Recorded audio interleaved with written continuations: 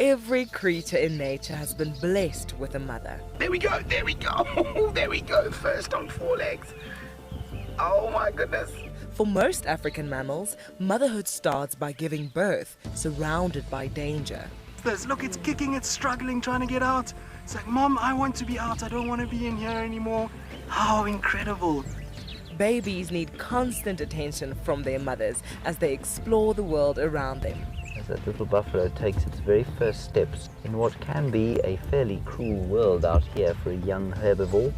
Accidents are bound to happen, but a mother's love and sympathy provides comfort. Oh, careful, careful, careful. Oh no. Oh, it's okay, little one. If you want to find out more, then sign up to be an explorer and join Tristan and Lauren at the fire on Sunday the 9th of May to celebrate our wild mothers and the countless difficulties they overcome. For many years, Wild Earth has taken viewers from around the world to the Mara Triangle, a place of majestic beauty and abundant wildlife. But it wasn't always like this. Before 2001, it was infested with poachers. Illegal harvesting and hunting was rife.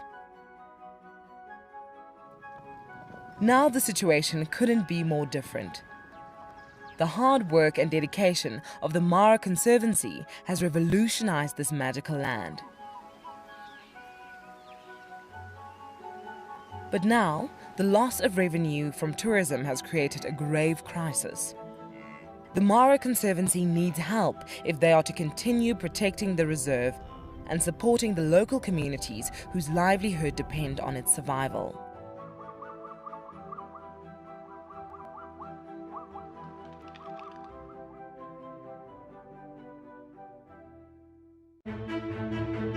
I'm Nikki here at Ambion Ngala in South Africa. I love getting questions from viewers about all the small things within the environment and how it all is integrated with one another. If you want to ask me any questions, please simply register with the Wild Earth website, head across to the Live Safari page and then post your questions there. I'm looking forward to chatting to you on my next Wild Earth drive.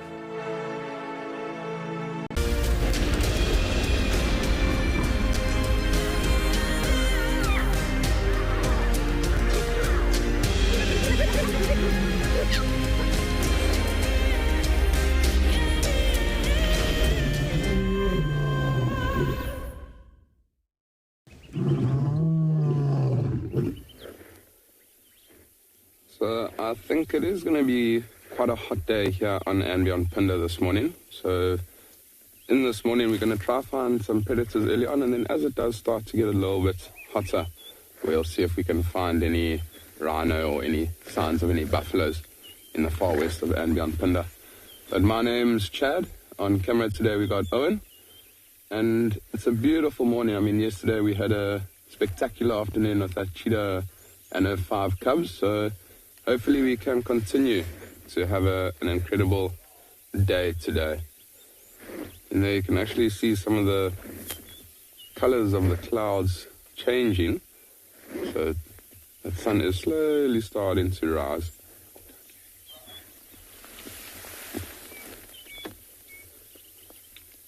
And it's quite difficult to hear for now, but to our far left we can actually hear some baboons that are alarm calling. They've been going on for about 5 or 10 minutes now, and it is a good area for leopards. So before we do start our morning looking for any signs of other predators, we're going to start in that area where those baboons are alarm calling.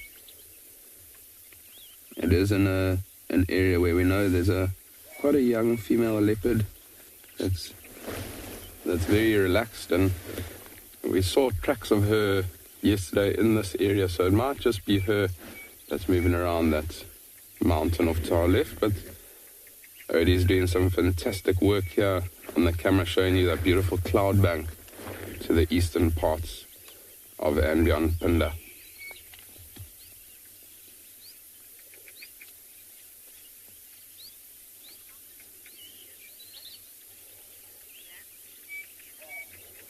Liam, I agree. It's not always about the animals, it's also about the scenery. I mean, here on Ambion Pinda we are quite privileged that we do have quite a lot of mountains, and the beautiful vistas are just as incredible as the animals.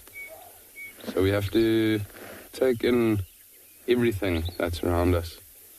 And this morning we're getting some beautiful scenic shots here at Ambient Pinda. I mean, there just in the far distance you can see that there's a little water body. That's actually off Pinda, and it's the False Bay estuary.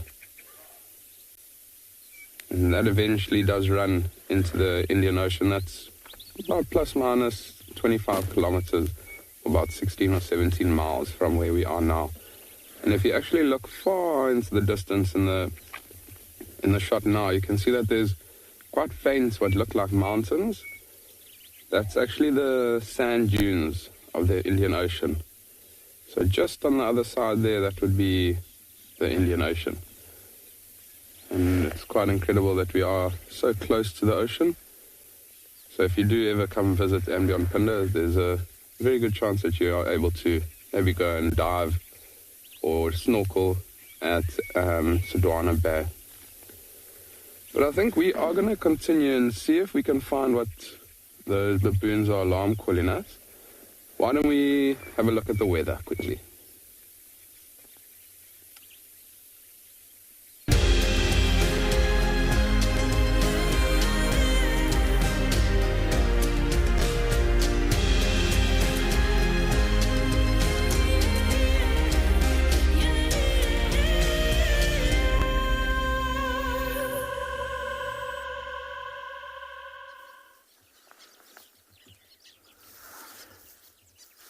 Good morning from Tswalu. That's the little thin sliver of the moon at the moment.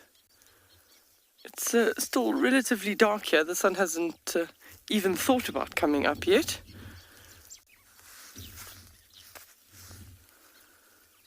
Far, far away.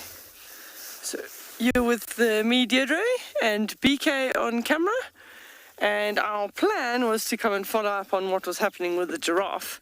Sorry, BK's got to move all the way around. And that's what's happening with the giraffe. So, not that much. The cheetah have left. We'll have to look for them probably at the dam. I would assume that they've gone there to go and drink water, and there's no hyena or jackal activity here either. So we'll keep popping past and see what's happening.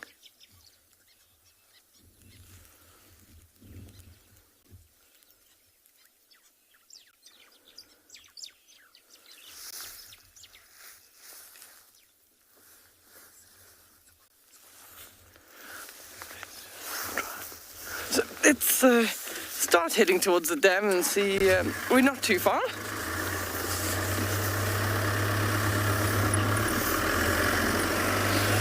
Susan's comment is it doesn't look like it's been eaten at all. No, I mean they've gone into the soft part of the carcass. Even the vultures will struggle. The giraffe's skin is very, very thick, so you almost do need lion jaws to open up that carcass a bit better. So between the cheetahs and the jackals, they've only got little teeth, so they've gone in at the soft part, at the belly area. But even then, unless it was cut open for them, they're going to struggle. A brown hyena would be successful, a spotted hyena would be successful, but it doesn't appear as if they've found it just yet. It is starting to smell, so maybe just that smell alone, if it's carried on the wind, will bring in some of the hyena. We'll just have to wait and see and keep checking. This is the area where also we often look for all the meerkats, but they're still very much asleep at this stage, huddled up in a nice little bundle under the ground. So the dam is not too far from here. We'll go straight there because I have a feeling that once those cheetahs have eaten that much giraffe, they'd be quite thirsty.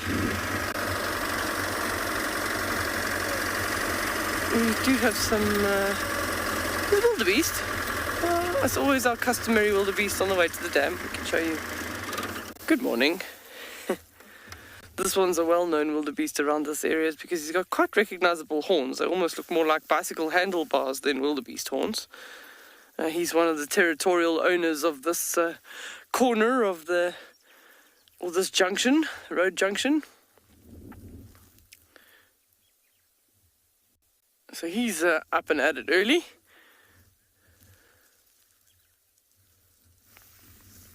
So we're going to send you across to Chad, who sounds like he's found some striped animals.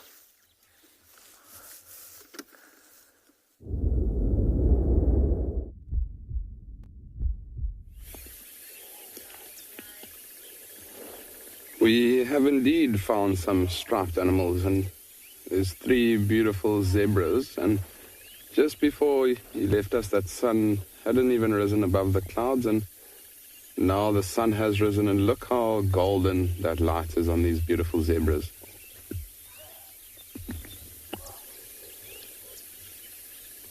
Quite incredible, those colors.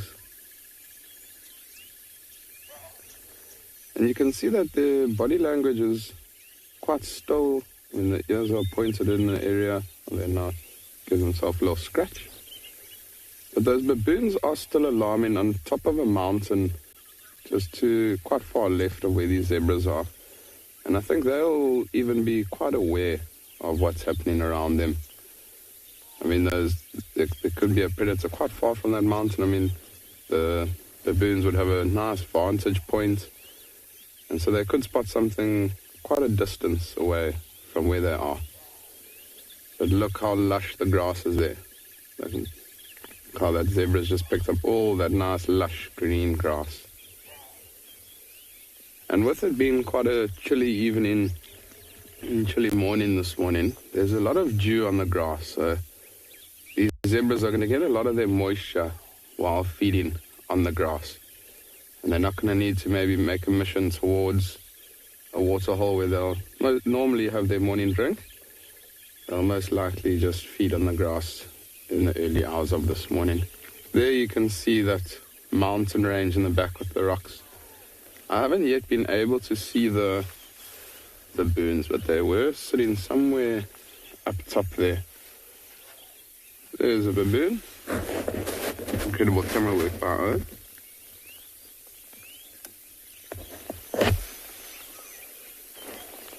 We'd have to try and get a little bit closer just to be able to see exactly where that baboon is alarming and where it's looking. If you go a little bit further, only to the left, there's some more baboons right at the top of the rock. A little bit further left. There we go, if you focus in on that. They've just actually poked their heads out from the top of this boulder.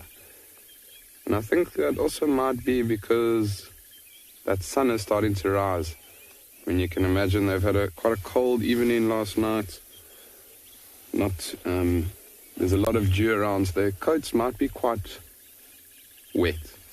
And this morning they're going to face that sun and hopefully wait for the sun to dry them off a little bit before they do start their festivities for the day, like foraging on top of that mountain for any insects, little fruits, or anything that they can find up there. You can see some of them are already starting to move.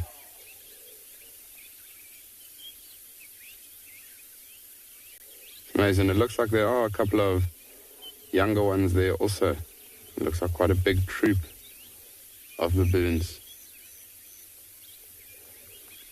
And sometimes you hear males that will be vocalizing their territory, and they'll do an alarm call every now and then, but these alarm calls have been quite consistent. So I wonder if that predator, whatever it may be, is still in and around that vicinity. One thing is, though, that there's not too many roads that run through this mountain. And so if there is a leopard in the mountain, we're unable to get there. Unless we do spot it with the vehicle, then we can off-road towards it. But we'll just have to wait and see if we do find any fresh tracks or signs of any predators around.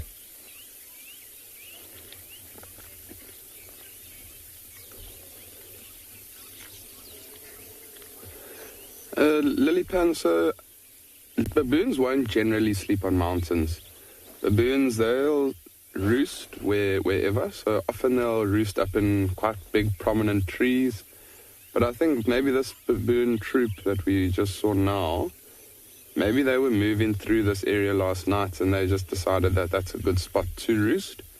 I mean, I can imagine it is quite nice being on the rocks, not any grass around, so nothing that's going to make them uncomfortable during the evening.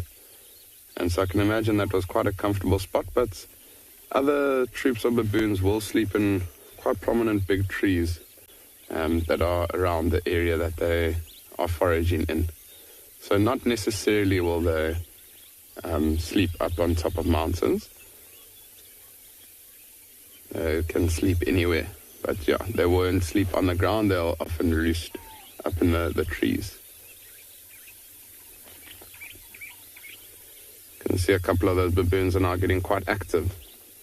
It's amazing how quickly, when the sun does rise, how hot it does get. I mean, there's still a little cool breeze here this morning, but I mean, as that sun does get higher and higher, it's going to start heating up. Bless you.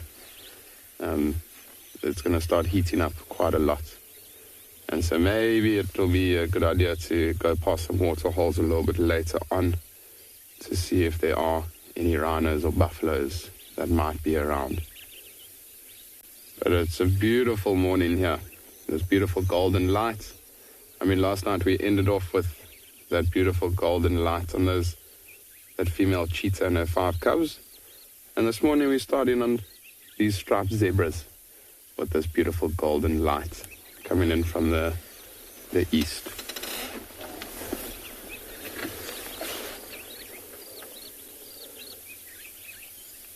Beautiful fluffy long tail.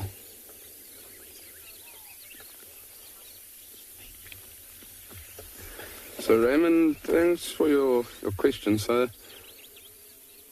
you can tell zebras are unhealthy just by looking at the sheer like muscle mass of them. I mean, zebras are generally quite stocky and muscular animals. So I mean, if you do see their hip bones, it might be a sign that they're unhealthy. But if you look at their manes, it's now the one on the right-hand side might be the best one for us to frame up on. If you look at their manes are quite straight up.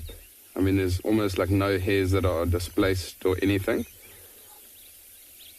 If the zebra is unhealthy, what happens is you start to see that mane, it'll start to fold over, so it'll start to almost split down the middle, and then it will fold to the right and to the left. So you won't have this perfectly straight mane. That zebra knows I'm talking about it. And there you can see, I mean, that mane would then just split down the middle, and you'd see the hairs starting to fall over to the other side, and that then would indicate that that zebra is unhealthy. But I think these zebras are in amazing condition. Just by looking at that grass that it's got in its mouth, I would be a happy zebra if I was them. So I mean, I had a beautiful start with the sunrise and these zebras. The baboons have slowly calmed down. They haven't been alarming at all now. So I think we are going to continue and see what else we can find.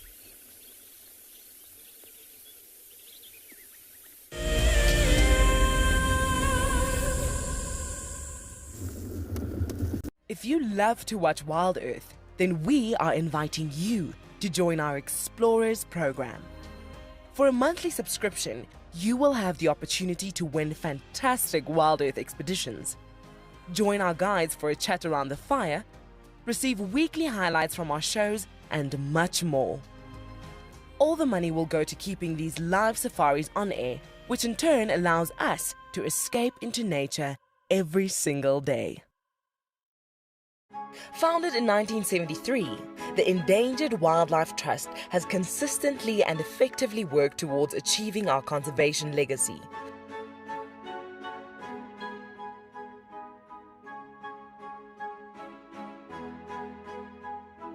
Contribute to this legacy by visiting EWT's Get Wild eShop and purchase products with a purpose.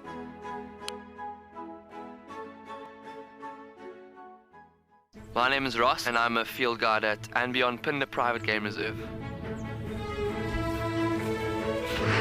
I love getting questions from guests on Wild Earth because I love sharing and learning information about nature with new people, and it also makes me feel like you're all joining me in real life. If you want to ask a question on Wild Earth, then you need to register on our website. Once registered, go to our live safari page and submit your question below our live feed. Guys, have a look at what we've got. This is better than my birthday. Look at that. This is the first time that I ever see cubs this small. This is so special. This has officially just become my best sighting of all times. Tune into Wild Earth every single day. It's in your nature. Hello everyone, my name is Trishala and I am a naturalist and safari guide here in Djuma Game Reserve in the Sabi Sands in South Africa. I think that the information that we provide, and most importantly the questions that you ask, give both you and I a really good idea of what's going on. My friend Fernando here, he's a flat-necked chameleon and I love them. They're just these gems that you manage to find in the bush. Catch up with the guides daily here on Wild Earth.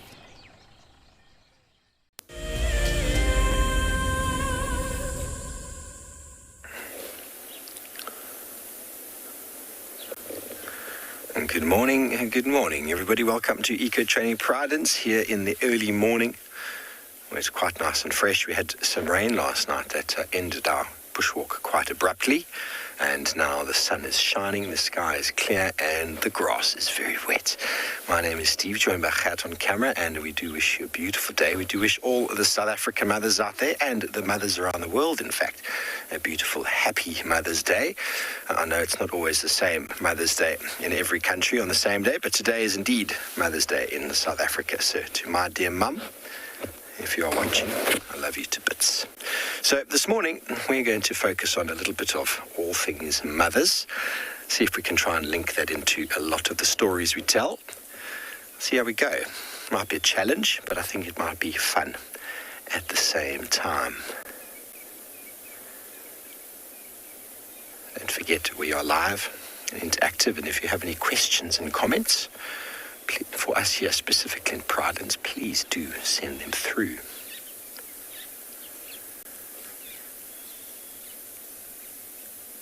Got some striped kingfishers calling, a duet, and that is the male and female declaring their territory. The striped kingfisher declare a territory so as to be able to secure a food resource, so as to be able to breed and look after youngsters. The breeding season has passed. Most of our birds, not all of them, but most of them breed in the summer months. So many of them right now will be guiding and assisting and teaching still a few of the tricks of the trade to their youngsters that have fledged just recently. Bearing in mind we had quite a long summer with all the rain, so many of the birds actually brooded a number of times.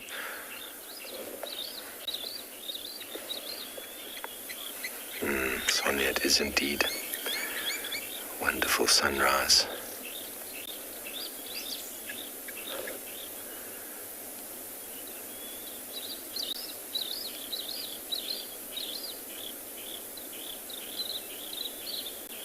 Crombeck calling, grey-tipped flycatcher.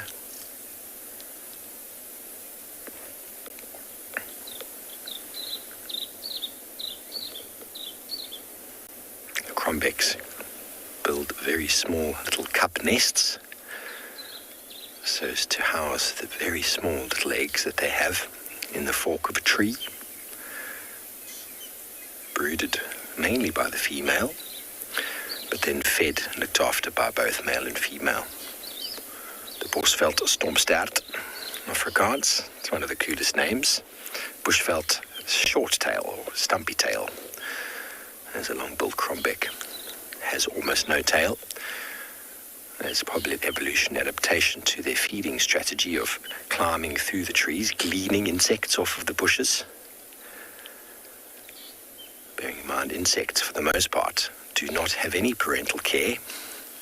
Adults often laying eggs and then dying, the youngsters never ever meeting their mums. Hatching on a tree, coming out with all of the knowledge required to continue their life cycle.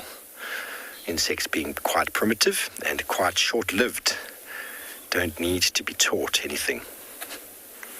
Melissa, it's a very hard question. My mom, of course, the best mother. It's very hard to say. I mean, elephants are very good mums. It's just there's so many different strategies of survival. There's a lovely bird just landed at just 6 o'clock on the tree there. The Kremetat Laxman, the southern white-crowned shrike. They live in a little community where they will all assist the female who has the eggs to rear the chicks and to feed the chicks, defending a territory together. So who is the best mama? It's very hard to say. There's so many good mamas out there. There's always a lot of love and a lot of care. Monkeys hold their babies to their bosom, as do baboons, for quite some time. We've seen the hyena mums defending their cubs, keeping them in the ground. Lions and leopards have a different strategy of hiding their cubs. It's not to say that they're not as good a mother. They all care. They just have different ways of going about it. Birds can be incredibly aggressive towards anybody who tries to come too close to the nest. But at the end of the day, many adults, once under enormous threat, do have the potential to abandon a youngster for the safety of their own life, as it is the fact that they will be able to breed again. But as we all know, there is nothing more dangerous than a mama defending its youngster.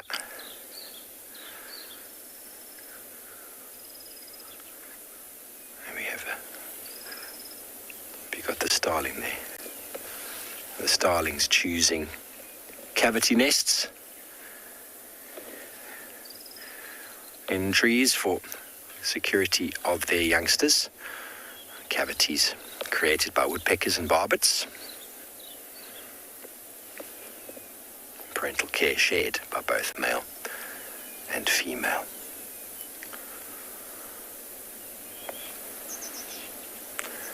Well, a beautiful morning, everybody. Let's see how we get along with our Mother's Day discussions. Tomorrow morning I embark on my first men's trail, where motherhood will be discussed, no doubt. But it is going to be detailing the sacred man and our divine purpose. Okay, well, we're going to be sending you over to someone who's on a bumble. I'm not sure quite who, but I'm sure you'll enjoy.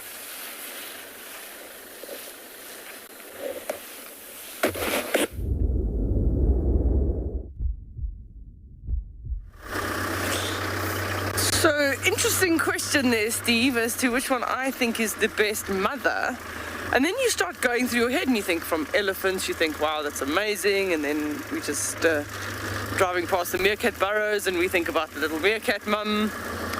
I think ones that I've probably seen take the most care of their pups and be with their youngsters or cubs the most is probably a spotted hyena. I know that most people think that they're ugly, but I do think spotted hyena are actually quite good mothers. I know Lauren will agree with me. There, wait. He's hiding, BK, but I see a springbuck. He's hiding just behind the bushes with his head sticking out. If I go, there we go. It's just peeping through the bushes. Good morning.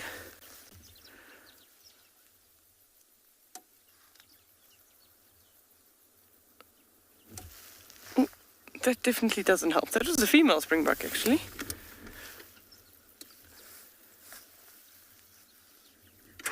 I think you also got to look at certain animals that the mothers, if it wasn't for them, they wouldn't have, the little youngsters wouldn't have very good protection.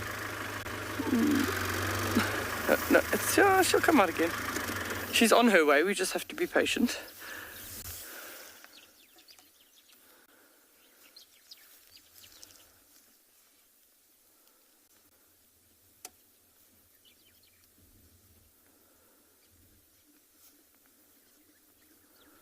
And it is definitely in South Africa a happy Mother's Day to all, including my mum, who normally watches every day. A big fan.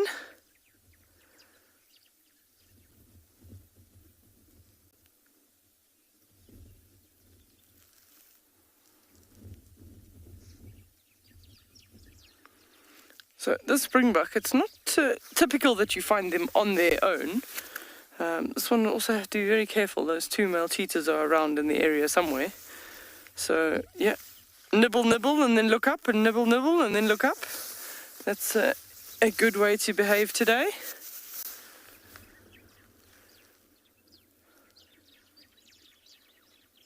They are beautiful creatures. That coat is nice and shiny this morning. Sun hasn't come up just yet.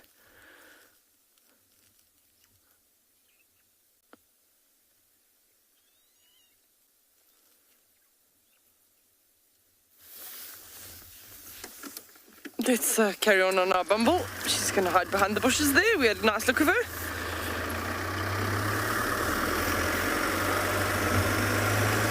I think there's also, if we're talking mothers again, there's you also got to look at the bird world. I think that there's some birds that do really, really well looking after theirs, especially if it's like a pair that have to raise the chick on the nest for a couple of months. So just think about vultures.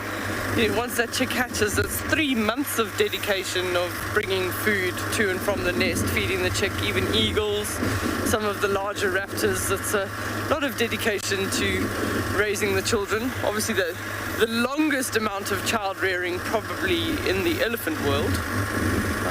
They sort of stay, young little males stay all the way till about 13, 14. And then the females the rest of their life in the herd.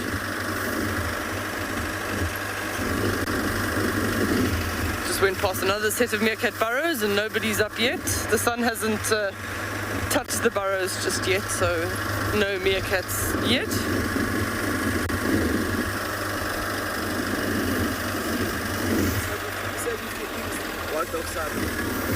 Steve says he thinks wild dogs are the best pet.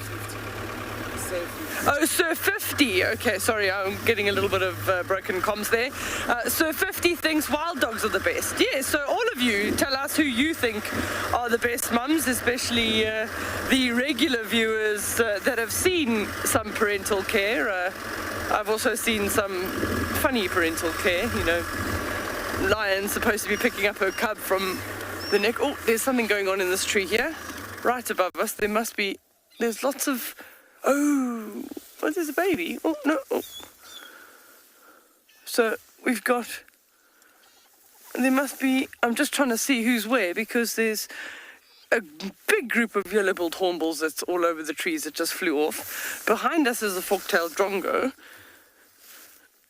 And I'm just trying to see if there's maybe an owl in the tree. I'm just going to go back a little bit, PK, because I think it might be in the tree behind us, but they were all having a little bit of a panic.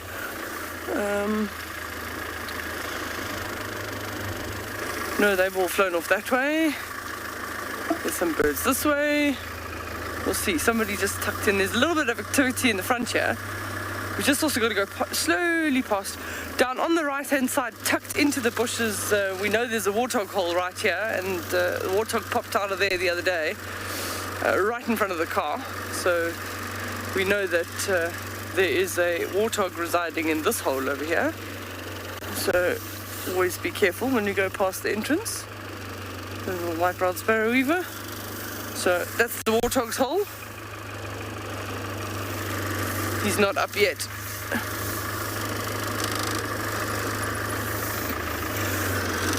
Safari kitties come with a left field one saying buffaloes are very defensive mothers. Absolutely, I've seen that.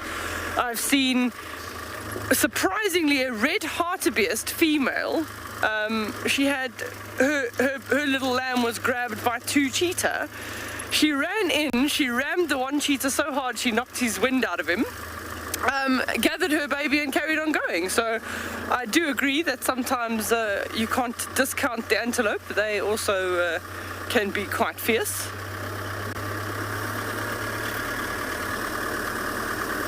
Cheetah mothers, there's another one actually. I mean, you think about a single mother raising anywhere 5 to 6 youngsters. I think cheetah mothers also deserve credit. I know yesterday those that were watching saw Chad have quite a few youngsters with a cheetah mother that needed to feed them. So that's lots of mouths to feed. They do quite well. These hornbills are following us, BK. Oh no, that one's just left. That was a nice big group of yellow-billed hornbills.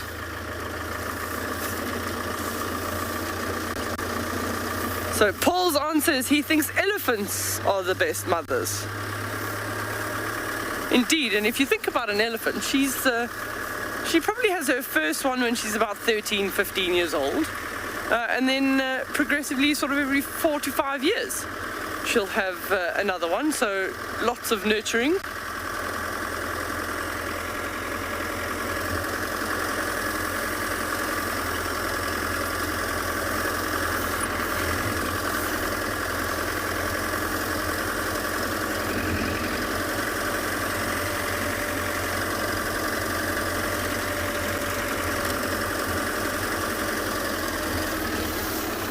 At the same time,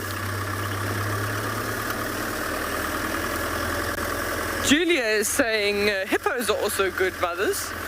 Yes, I've only seen it once where they say that the baby lies on the mother's back, and we were sneaking up on a group, we were on foot, and you just see this little baby hippo on top of the mother outside of the water having a fat snooze on mum's back, and then of course when they realized we were there, then he jumped off. But I've only seen that once. I've seen them climb on the mom's back in the water, but sleeping right on top of the mother was quite something. And yes, very, very protective. Deadly, in fact, if anything gets between them and their little one.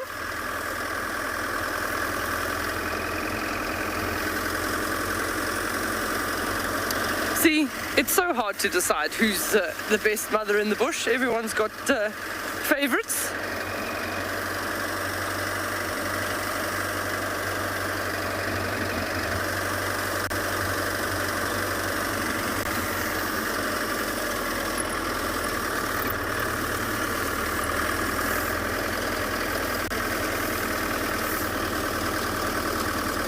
So I think it's Greg was saying lionesses are the most affectionate with their cubs. That's a good one too.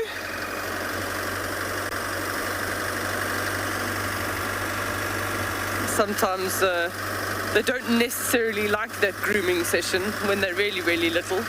They do moan and complain if she's cleaning them. Lots of little wow, wow, wow, wow. Sometimes try and sort of crawl away and she just puts a paw on them and pulls them back.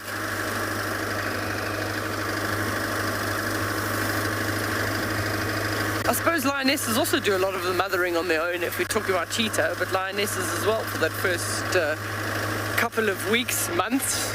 They're doing a lot of that on their own until they can get to the safety of the rest of the pride.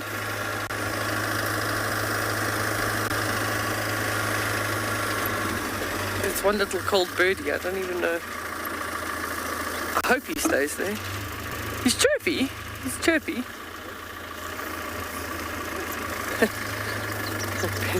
BK says, what bird? That one on top there. He's quite chirpy. He's a chirpy little chap. We'll see what he is. He sounds like... Oh, he's happy. He's one of the larks. At least he's not too cold this morning. He sees the sun coming up. He's getting his 10 cents in early.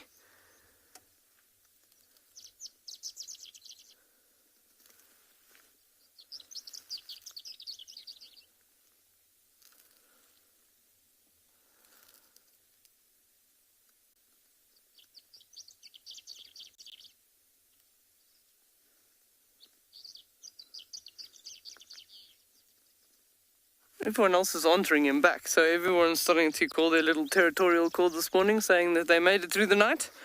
They're still territorial owners. But he is quite puffed up, keeping his warm body heat in. Oh, don't fall off the branch.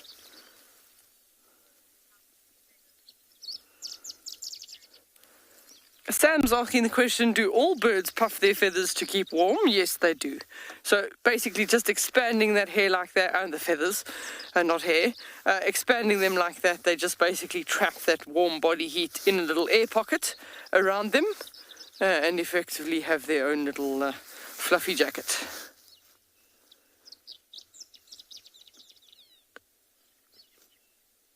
But I mean, feathers come in all varieties, and birds will have a lot of down feathers. Those are the ones that keep them warm. We buy down jackets in order to stay warm, courtesy of the birds. But they do have that special down feather, which is like a warming feather.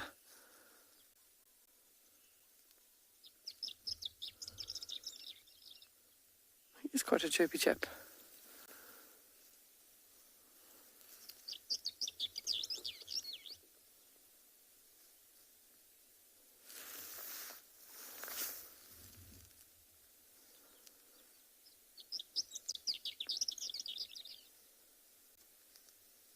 So a lot of the birds now going into the winter season are not necessarily calling to find a mate. They're just calling to make sure that everybody knows that they still own the territory. If they're successful territory owners and they've got some good food in their territory, they've got good water, they want to maintain that all year round. So that's the purpose of this calling now, is just to maintain the territory. He can't sort of switch on and off in that just pre-breeding season he starts announcing his territory. He needs to make sure that everybody knows that this is territory all year round.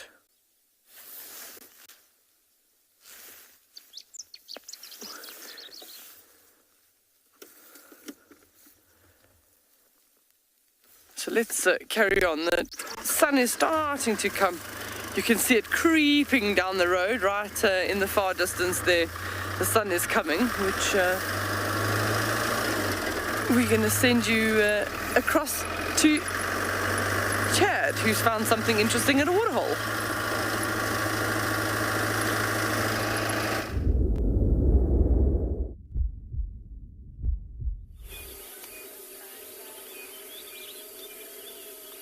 Welcome everybody. We've come to this waterhole and found this beautiful pod of hippos.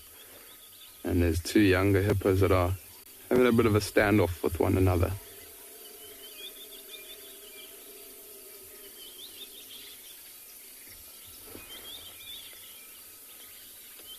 Oh, even coming out of the water. How incredible is that?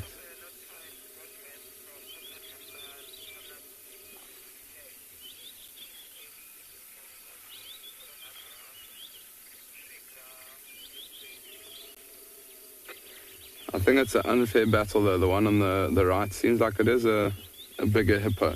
And there you can see the one is moving off. And I wonder if that wasn't maybe two males, maybe two younger males that were just having a bit of a play fight with one another. I mean, you can see it wasn't too intense. And it wasn't too... Oh, now chasing another one. Oh, and saying that he's a bit of a bully. Maybe he's the bully of the group. You can see they all sort of seem to be moving away from that one.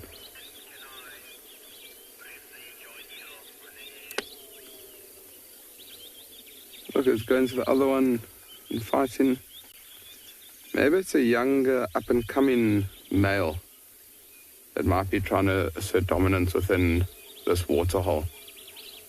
I mean, there would generally with hippos be one male to many females.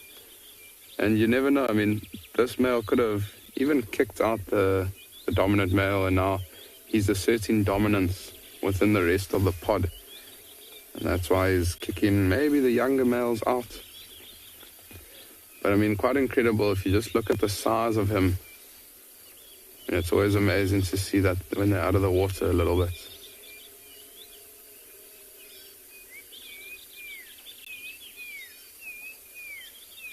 There's beautiful golden light that's coming through this morning.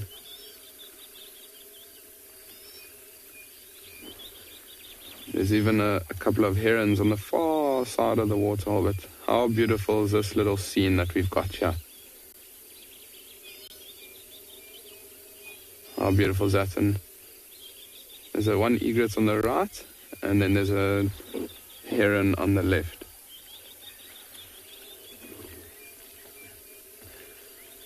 Duncan, hippo babies won't feed off grass immediately after being born. They will suckle from their mom. So they'll suckle for a while first, and then they'll slowly start to get weaned off the grass, off the milk and just strictly onto grass. But they will not feed off grass at a very young age. They'll only feed off milk. Just like most animals out here. Odie's doing some beautiful camera work here on a pied kingfisher flying over. Duncan, I'll get back to your question now. How amazing is that? Hovering, let's see if it does manage to catch anything.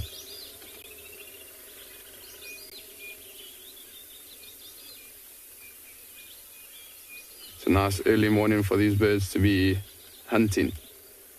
Incredible work by Odie on camera. Oh, there's actually two of them. That one's just resting on the tree there, and then there's another one just on the ground. Duncan, sorry, to get back to your question, so hippo babies, they won't suckle from a young age. They won't feed off grass from a young age. Just like many other animals that will suckle first and then slowly get weaned onto whether it be meat or grass. And like we were saying yesterday with those cheetahs, cheetahs will only feed off meat the first time at about 2.5 months old. So I would have to get back to you on at what age do hippos get weaned, but I will do a little bit of research and then get back to you at what age they do get weaned. But I can imagine it's probably just less than a year or so when they are weaned.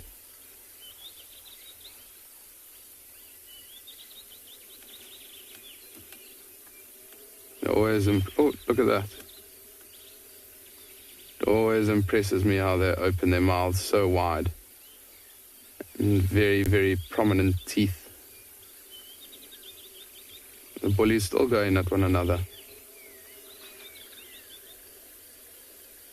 And it's quite amazing to have these hippos that are a little bit active. I think if it was quite hot now, these hippos would all just be resting and sleeping. They've had a long evening out feeding on grass, and I can imagine as that sun did start to rise, they started to head back towards the water to rest. I think we are going to spend a little bit of time here around this waterhole. There's quite a lot happening, but for now we're going to send you over to Steve, who has something interesting on Bushwalk for you.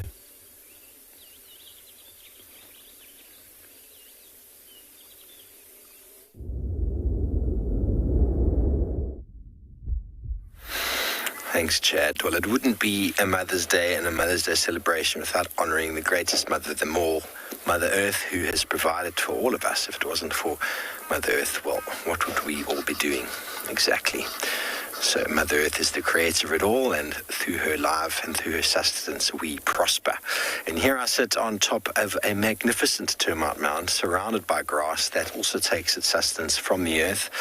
Termite mound itself is created by termites, who have probably one of the coolest mums around, and she is indeed pretty much mum to all in the termite mound, the queen of the termites. And they live in a very close-knit community whereby the queen herself lays eggs, pretty much as an egg-laying machine. She just lays there. She gets quite large for a termite, and she can, in some instances, live up to many, many years. Some people would say 30, 40 years, which is a very, very long time in a termite mound like this, creating eggs, which can through pheromones, through communication in the system. She knows exactly how many workers, soldiers and alates are required depending on the season, depending on the battles, depending on those that have perished, and the amount of eggs that they lay, 20 to 30,000 a day, can be, through pheromone communication, changed into whatever caste in the society is missing or short. So she is pretty much locked up in a chamber. She can't really move anywhere, and she's fed. The eggs are removed from her, placed into the chambers where they are cultivated, and she is just basically pampered and looked after for her whole life. But it is because of her that the community and the system works. So blessings to the termite mum, to the queen of the termites, and they all work day and night to secure the genetics of this termite mound and of the species. This being the large fungus-growing termite, quite easy to identify by this large mound we find ourselves on. And the reason why the mound is so large in the fungus growers is that they need to have the mound elevated off the ground. It has a way of attracting or trapping air. Air moves in and helps with cooling. Now, for fungus to be grown, the system needs to be very specific with regards to conditions. Humidity, the humidity levels need to be very high, in the 90s, close to 100%, and fungus-grown termites have access to the water table. They're bringing water up, and by opening and closing vents and channels within the system, the cooling effect of the wind and the heating effect generated by the decomposition inside is kind of balanced at a very, very, very delicate ratio, about 30 to 32 degrees Celsius. And in that system, the fungus are cultivated, and the fungus then are basically mothered by the termites, who then bring them food in the form of cellulose and grass, which the termites in a fungus-growing community aren't able to digest. And so they grow the fungus on this grass. The grass then is broken down by the fungus into a usable food that the termites then can transfer between themselves, and then in turn carry to the queen and transferred via their mouth into her mouth, keeping her very well fed and well sustained to continue the process. So the fungus is mothered by the termites are mothered by the queen, and yet the queen is looked after by all of her progeny, and all of them work in unison for the betterment of the community. It is a really fantastic system that boils all the way back down to the soil, back down to nutrient recycling, and to the global scheme of things of Mother Earth in her entirety.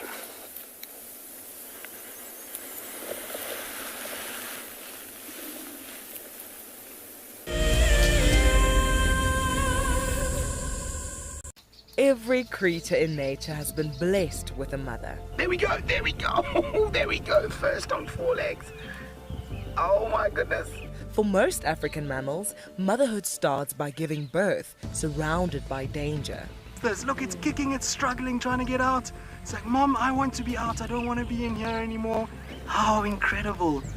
Babies need constant attention from their mothers as they explore the world around them. As that little buffalo takes its very first steps in what can be a fairly cruel world out here for a young herbivore. Accidents are bound to happen, but a mother's love and sympathy provides comfort. Oh, careful, careful, careful. Oh no. Oh, it's okay, little one. If you want to find out more, then sign up to be an explorer and join Tristan and Lauren at the fire on Sunday the 9th of May to celebrate our wild mothers and the countless difficulties they overcome.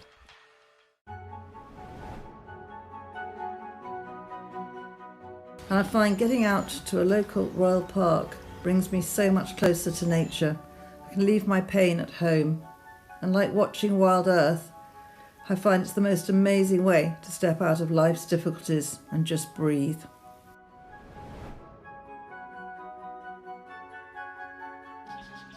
The chirping and fluttering of these Java finches at the feeder in our garden helps us start each day joyfully in connection with nature.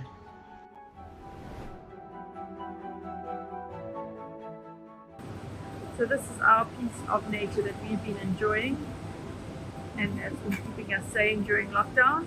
This morning we have 8 oyster catches on our beach, which is a real treat. Hug a tree, Steve, just for you. I love being a camera for Wild Earth. The animals coming right up close to you, especially like lions. Sometimes you get nervous, but you have to go with the flow. My favorite animal to film is the elephant because of how big it is. But when it's really up close to you, it's one animal that you would say, I really respect you.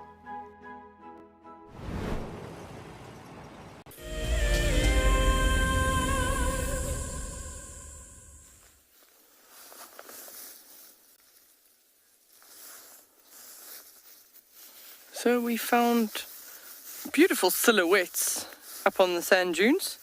A nice little small herd of gemsbok on the top of the dunes. Just busy grazing, mostly females. And then underneath this great big sociable weaver's nest, there's a few there. So we can hear the birds chittering, and they're quite busy already this morning. But it just is nice to, with the sun behind it, actually see the size of that sociable weaver's nest. Even relative to a gemsbok at the bottom, you can actually see how big those nests are.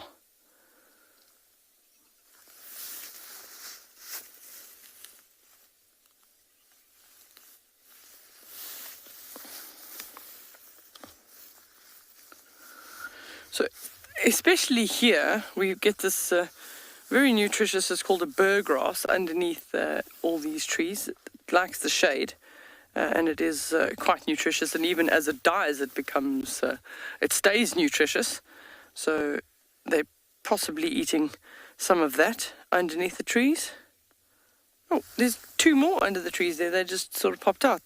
When they don't move, they're well camouflaged, and then as soon as they pick up their head, you actually see there's more and more.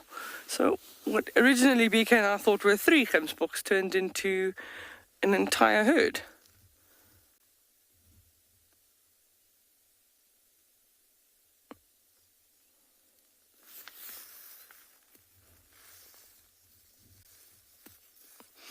There's the classic silhouette now. Now I see it. Now it's standing on the top.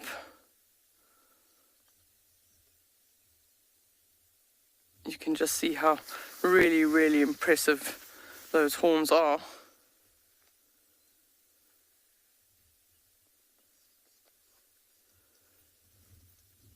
So gemsbok are quite well adapted to moving in these very, very sandy environments. They've actually got really large feet.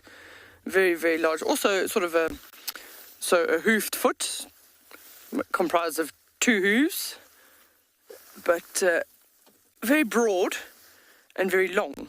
So very good for them to be able to move in the sand. That one's just using its horn to scratch itself. There we go. The hard to reach itch. Handy if you've got these long weapons.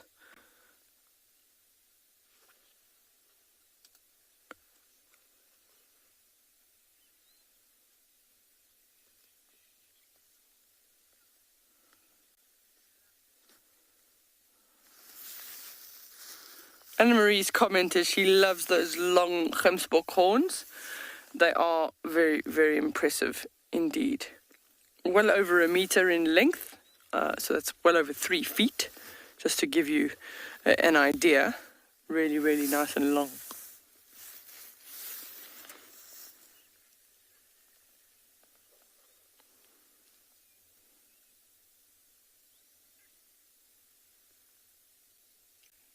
So the one scratching at the moment is a male, and if you see when he turns his head towards the horizon, you can see how wide the horns are, whereas the one to the right of him, that female in the silhouette, her horns are very narrow, so that's a female, and then when he turns you can see his horns are much wider apart.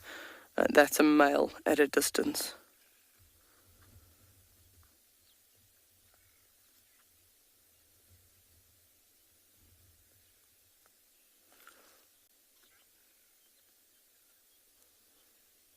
So The dunes are actually the warmer places in the morning. Down in the lower lying areas, that's much colder. And then up on the top of the dunes, that tends to be the slightly warmer areas, which is probably why they up at the top. But also they get a good view on both sides of the dune.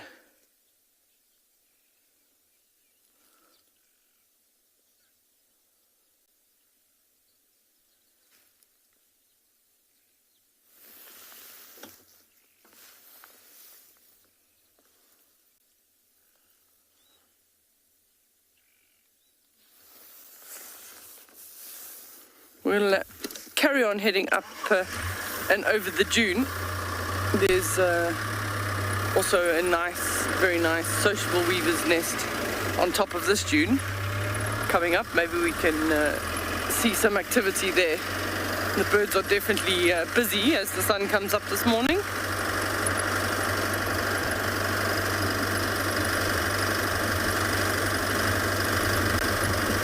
So, sounds like somebody else is warming up in the sun. We're going to send you across to Steve.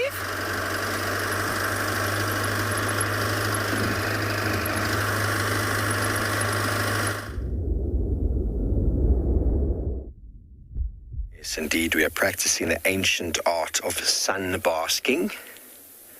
And it would not be a Mother's Day without celebrating Grandmother Sun. Because without the energy from the sun, Mother Earth would be merely Earth. It is energy from the sun that's harnessed in so many different ways by so many different organisms, and the flow of energy from the sun onto the earth, through the soil, through the plants, into the animals. All of these organisms have evolved some different way of energy transferal, and essentially that is what motherhood is. Think about how tiring it is raising a youngster. Think about the energy required to have a baby in one's belly. Think about the energy required to produce seeds. Now, all of this is energy. All of this is a cost. All of this comes from somewhere and goes somewhere. And there's obviously means for it. Reproduction is the essence of life, and the transference of energy from the sun all the way through the cycles of the earth into the vegetation and out again, any means and forms, is essentially what motherhood is. And it's all about energy. Why would a mother go to the lengths of defending her youngster? For what purpose? There is energy conservation there. There's a need to protect and to conserve what one has created.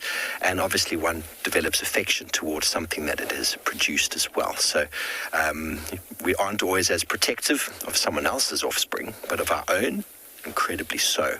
So here we go. We've got grasses. This very nice grass over here called white buffalo grass has produced seeds. Once again, energy transferal from the sun into the soil, into the leaves of this plant. The plant itself would be the mother. The photosynthetic process would be the energy transferal of the nutrients from the soil and the energy of the sun to produce photosynthesis. Now, why would it produce seeds? Why does it need to produce? Why doesn't it just grow leaves and continue growing?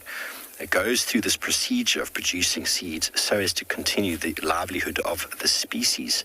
It requires energy to do so. And once these seeds are produced, this one in particular, I believe, has possibly been harnessed to be expended by the wind. Possibly ants. And once the seed is moved away, the purpose of the seed moving away is because if they landed on the ground at the base of mother, they would steal mother's energy. They would steal or compete for mother's sun, shade, moisture and nutrients. So they wanted to disperse away, as we all do eventually with children. We want them to eventually leave the home, eventually move away and go do their own thing. And some of them will be distributed by ants to be taken away. So they've gone to all the energy to produce the seed to be eaten by an organism, once again transferring the energy from this vegetation into the organism of the ant or into the organism of the termite. And then another one being this one, the Panica maximum, which is completely stripped of the seeds. This one is almost primarily produced for the purpose of being eaten by birds. And once again, it's energy transferal. straight away, all the way through all of those systems we spoke about, through the digestive system of bird. And these seeds, their first sign of life after being eaten is to be deposited on the ground via a bird's bottom.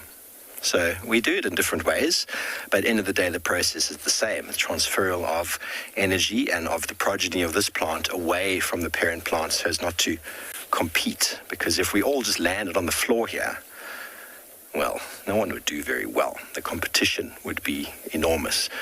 And so all of the different strategies and ways of plants distributing their seeds is all about distributing and moving away from themselves, still giving the energy through. We want children, we want babies, but move away to do your life. So I find it fascinating. I'm sorry I didn't get whose name that was, but plants, of course, are mothers. Everything is a mother. Everything has the purpose of creating life. Life, what is life exactly? Life is creation. And through the creation of life, there has to have been some form of growth, some form of motherhood, obviously different forms of parental care. The more sort of larger you go in the organism, the more parental care is required. Trees are non-motile, which means they can't move. Grasses can't move. And as said before, if everything fell on the floor, the competition would be overwhelming and the parent would get choked, as I think some parents do feel sometimes if their kids don't leave home and they're still at home doing what they do. So I find that fascinating, and we're going to keep seeing what plants we can find for you and what organisms we can find and keep linking this motherhood towards all of you. And if you're just joining the show today and wondering what I'm going on about, it is Mother's Day in South Africa, and we do wish all of you beautiful mothers out there a beautiful, beautiful day. Well, it sounds like Juma is up and mobile. Let's go say good morning to Tristan.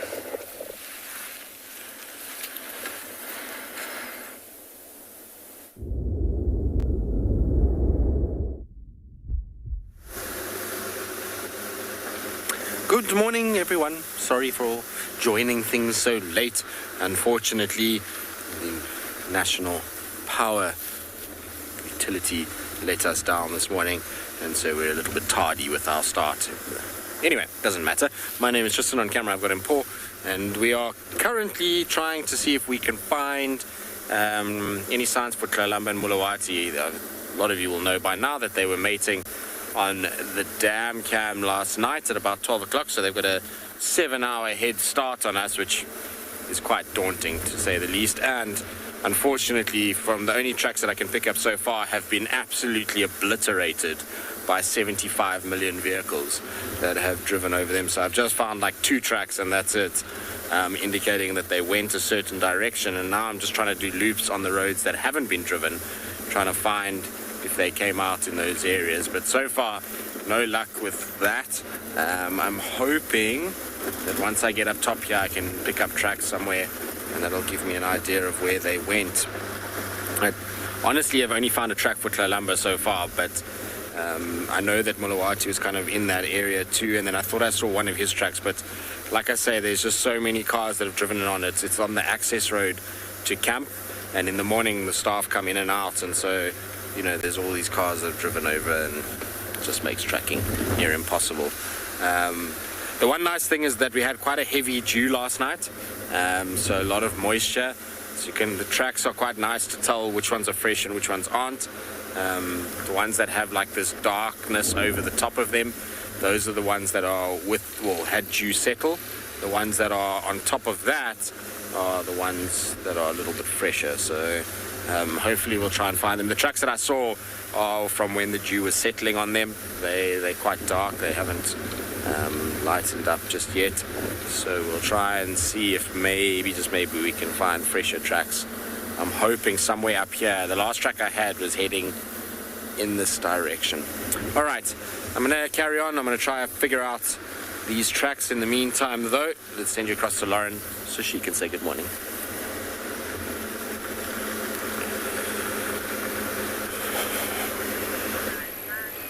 Good luck, Tristan. Good luck on your tracking. And good morning, everybody.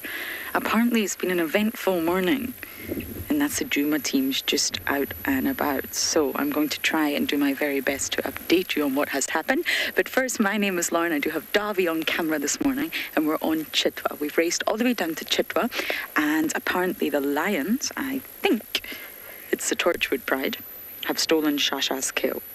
So Shasha is still around. We're going to head there next. And I'm not actually sure which Avoca we're looking at here. I think it's one of the Avocas. But again, I could do with your help. We don't really have much of a visual. And this is Shasha's kill that he's eaten. So I think the Torchwood Pride are around somewhere, but we've just arrived. We had no power this morning, which means no internet, which means no drive. Well, what is life not to have power? So we're just sort of collecting the pieces together of what's actually happened this morning. But once we get a look at this boy, we'll try and get an ID and we'll try and figure out what happened. I don't see any other lions, do you, Darby? It's tricky when the grass is still tall. We saw that yesterday morning with Shasha. Once he climbed down the tree, it was really impossible to actually see what was going on. Winter's here, the grass is dying, but if it's still long and it's not being trampled down, then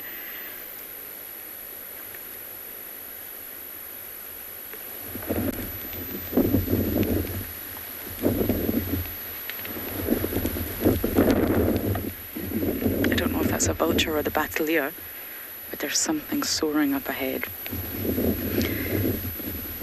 And Davi's giving you a perfect view of the clouds, actually. Something's rolling in. You can feel the energy in the air, and it's really windy.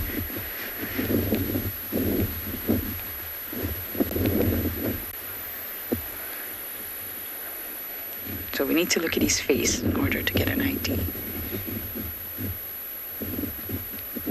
But he's clearly a hungry bunny.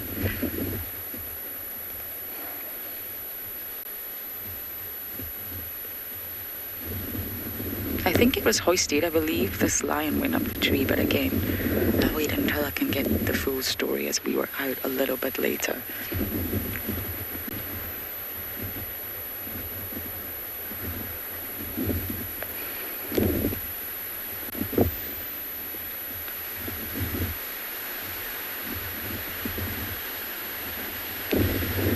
I'm not sure if you can hear the wind, but it's really howling.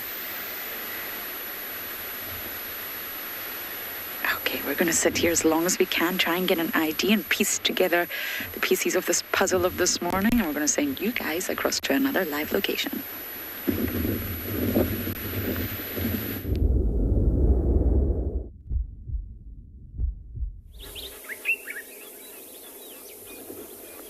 Welcome back. We're still here at this big waterhole, and there's still quite a lot happening. And while we were sitting here, these two little crocodiles happened to appear out of the water and onto the bank. I think now, as it is starting to heat up a little bit here on and beyond Pinda, these crocodiles have now moved out of the water to try and sun themselves. Being reptiles, they're going to have to use the sun as energy to try and gain energy before they do start their day and go hunting and things like that. And that's why they've come out of the water to do just that. I mean, it is two quite small crocodiles. I'd probably say maybe 1/2 meter or so. Probably just over a year old. And they'll feed on things, small little things like frogs or any fish, maybe even any little birds that might be around. They are very, very opportunistic animals, these crocodiles. And there you can see the beautiful mountain off in the distance. That's actually, in fact, the mountain that those baboons were running on, and that were alarm calling a little bit earlier. But there was no luck. There was another one of my fellow rangers that was looking, and he didn't see anything around there, so we're unsure of what might have been there. But it's a beautiful scenic shot from where we are now towards that mountain in there as Odie pans out. Beautiful. And it's quite incredible. I mean, we were saying this morning that's not only about the animals, but the scenery.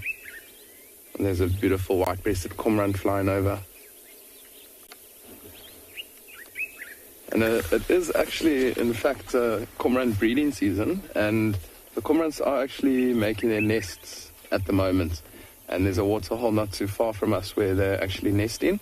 So those cormorants will fly over, they'll come and get nesting material, and then they'll fly back towards where they're making their nests. So we will keep a lookout and see if these cormorants do come back, and maybe see if Odie can catch one with some nesting material in their bills. But they seem to always be up and down around this waterhole. It's quite incredible to watch them as they do build their nest.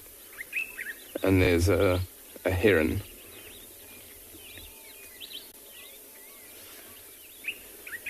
Julia, I agree with you. It is gorgeous. I mean, to be around the waterholes and just to switch off and take in everything around us. I mean, with these hippos vocalizing, lots of bird calls in the distance. It's just an incredible morning out, and just to take in all those different sounds of the African bush around you is just an incredible thing. So, Julia, thank you for watching, and I'm glad you're enjoying this live safari from the African bush, from the comfort of your home.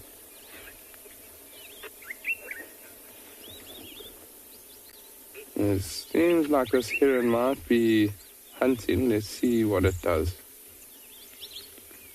You can see it's moving rather slowly. Maybe there's some fish nearby. And it's got that extremely long neck to be able to hunt fish and extend that neck to grab that fish out of the water. So it'll be quite amazing if we do happen to see a kill. But let's hold thumbs and let's see what happens. You can see I'm in slow movements by this black-headed heron.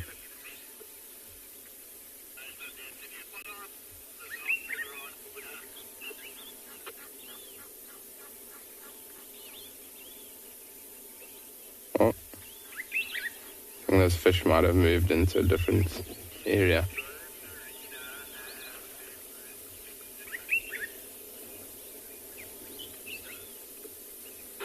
And there we go. You can also see now the hippos there were, as soon as we got here, they were quite active, but they do seem to have now settled down, and they seem to be just resting. I mean, you can imagine the evening they've had out and about feeding throughout the afternoon. Throughout the afternoon, they would have been feeding, and now, I mean, they are just resting. Apologies for that. They are now slowly starting to rest. I think now that these hippos have started to rest and they're relaxing for the day, I think we might leave this waterhole and continue on our drive and see what else we can find, and see if there are any other animals out and about for us this morning.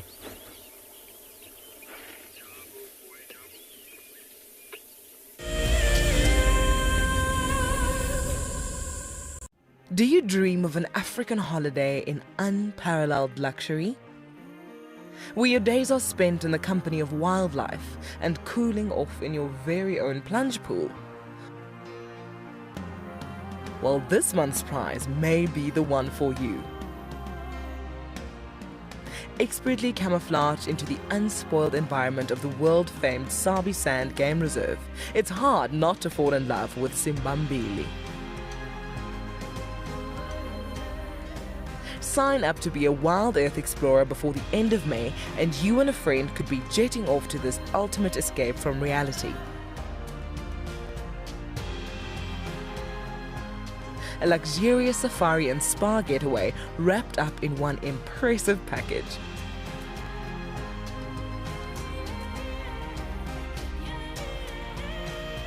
Wild Earth Explorers, it's in your nature. The Mara Triangle is a jewel in the Kenyan conservation crown, and thanks to the dedication of the Mara Conservancy, it thrives as one of Earth's greatest national treasures. We have been experiencing a reduction in the whale snails that we collect on a monthly basis, and this is basically attributed to our intense patrols. Over the years, this courageous team of anti-poachers has reduced poaching to almost zero. Mimi naitwa Stephen Olereso. Nimefanya kazi miaka 16 sasa. Kuanzia miaka 2002. Hao wanadamu ni wenye utua sana inaogofya ni wale wenye wanaenda kama ndovu. Wanatumia kama bunduki. Sasa hiyo ndio huwa inakuanga hatari sana kwa sisi. As a result of the global pandemic and the massive reduction in tourist revenue, the Mara Triangle is facing a financial crisis. They need your help if they are to continue their ability to protect this magical land. My name is Lauren, and I'm currently working in Djuma Private Game Reserve here in South Africa. I love answering your questions during the live safaris. It's my favorite part. It feels like you're on the vehicle with me, and I'm able to teach you exactly what you want to know. If you want to ask a question on Wild Earth, then you need to register on our website. Once registered, you must go to the live safari page and ask your question below the live feeds.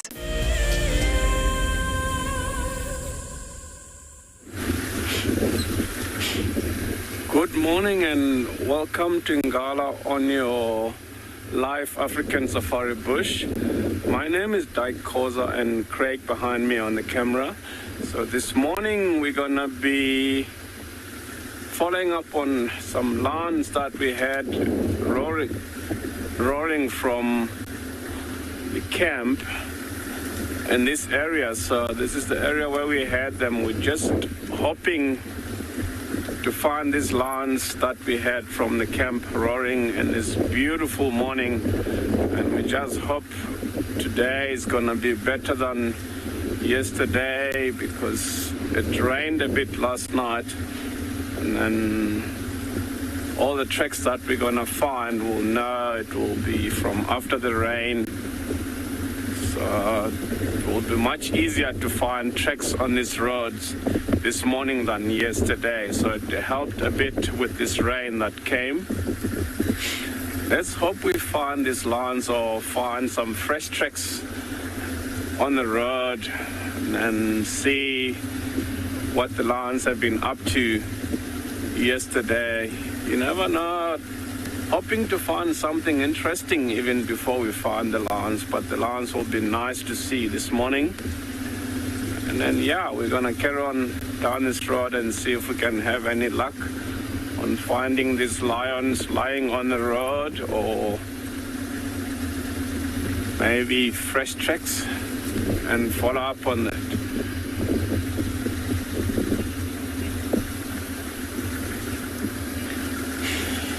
Yes, Wesley, I'm also hoping to see these white lawns because I haven't seen them for maybe 4 or 5 days. Like last night it rained a bit, so it was a very good night for lions to hunt. Maybe they at the carcass, that will be extra special to see them feeding.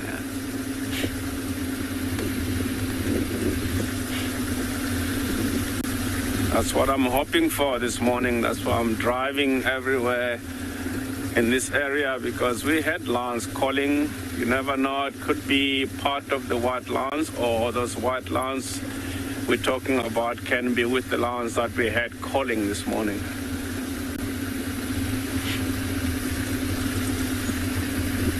But no luck as yet finding the tracks, but we're hoping soon.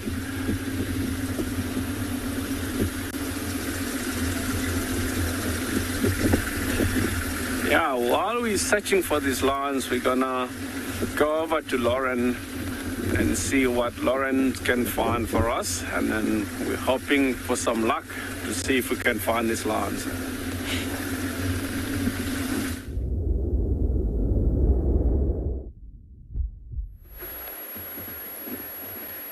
We've been having spectacular views of this male. You can hear him crunching.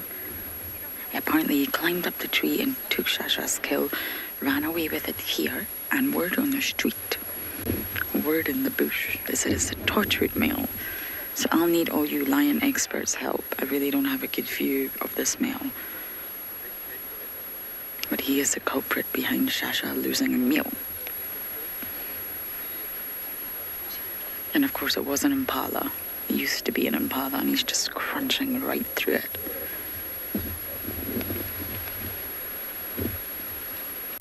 Lions are not elegant when they climb trees. They're really not, but they can. They absolutely can. They're just not as elegant, as graceful, or as sort of nimble on their feet as leopards are.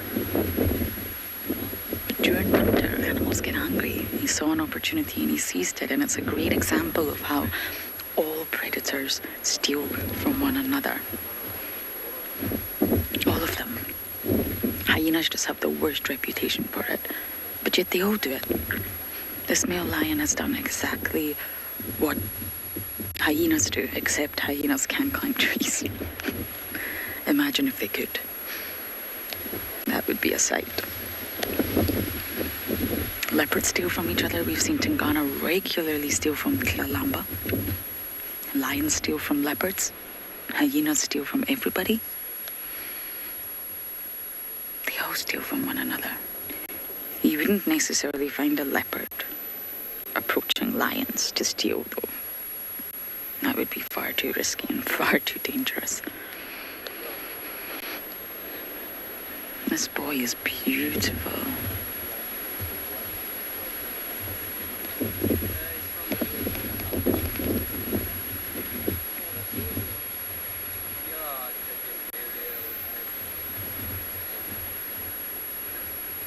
The visuals are not great, but if you can ID them, send it through #WildEarth or @FC.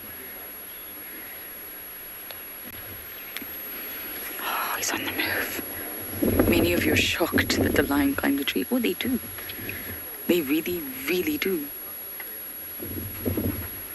They only really do it normally for a purpose, i.e. to steal. But to be honest, in Namara, I witnessed lots of lions up trees just to rest. We used to see lots of lionesses. There he goes behind the car. He's looking at you, Davi. Okay, we've got vehicles around us, so we're just going to let them maneuver and try and see if we can catch up with them. And we're going to go and check on Shasha. Wonder how he's feeling this morning. Hi. Okay, Davi's seen go back. Okay, hopefully I will get that ID from you all, find out who this male is. Yeah. Davi's got a little bit of a view here because I think we may lose him shortly, and we are going to send you across to Deirdre.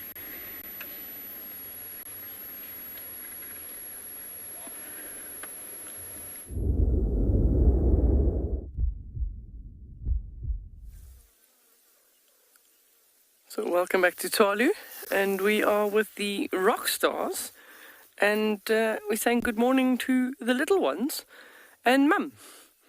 So that's the little alpha female. The rest of the group is busy on the side doing some burrow maintenance, but the little ones have literally 1 second before you came to us just come out the hole. So they're warming up for the first time. They're learning to be little meerkats at this stage.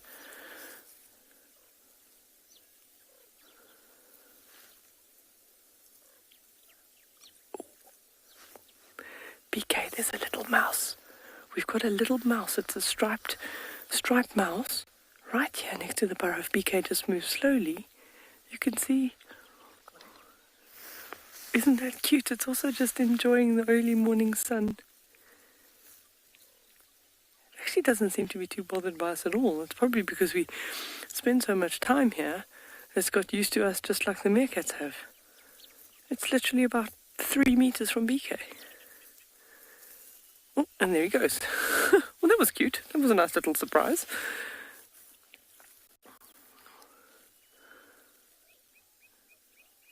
But those are also very, very cute. There's the whole family. Everybody's on duty. And what we have seen is that the beta female is popped out of a hole probably a good 30 meters away. So she's still with them, but to the side. There was an armoured ground cricket that just fell out the tree that got her attention there.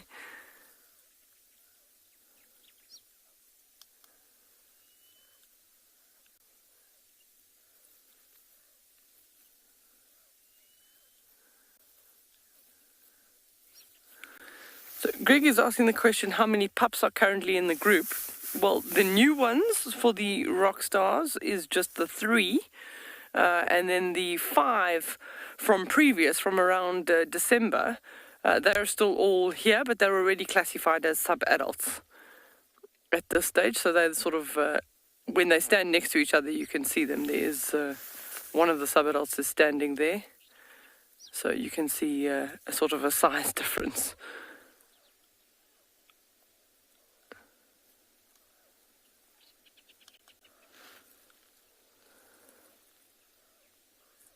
So pretty much, she can produce pups every 4 months. Very, very much dependent on food availability as to how many she produces. I mean, she's had 5 before. So, yeah, 3 makes the group just that much larger. There are 13 in total now.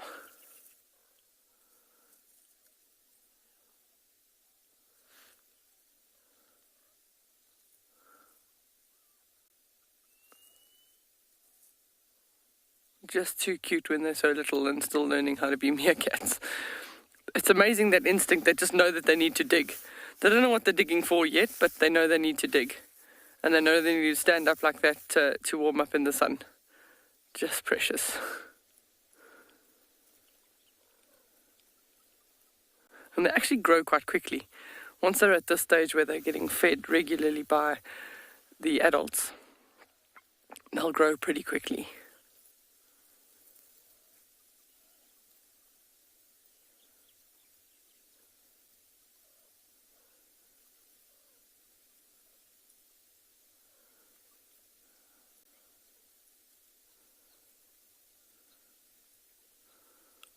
Liam's asked the question, where is the group situated in Tswalu? Well, we're quite close to the Karanneberg mountain range. They like these typical wide open spaces with not too much vegetation, not too much grass cover, because otherwise they can't see.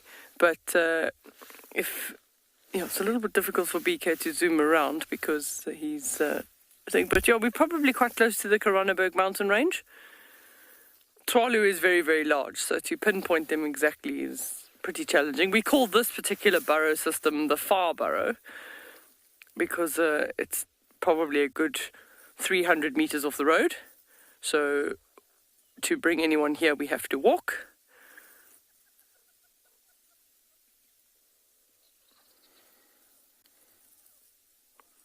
But there's, for this particular group, only 3 burrow systems that we know of. The new one that they were using last week, they've literally moved yesterday. So these little pups have had to walk that distance, probably about 500 meters or more from the previous burrow to this. But I mean, you can see they're a little bit more agile, they're a little bit more figured out how their feet work and less wobbly on their legs.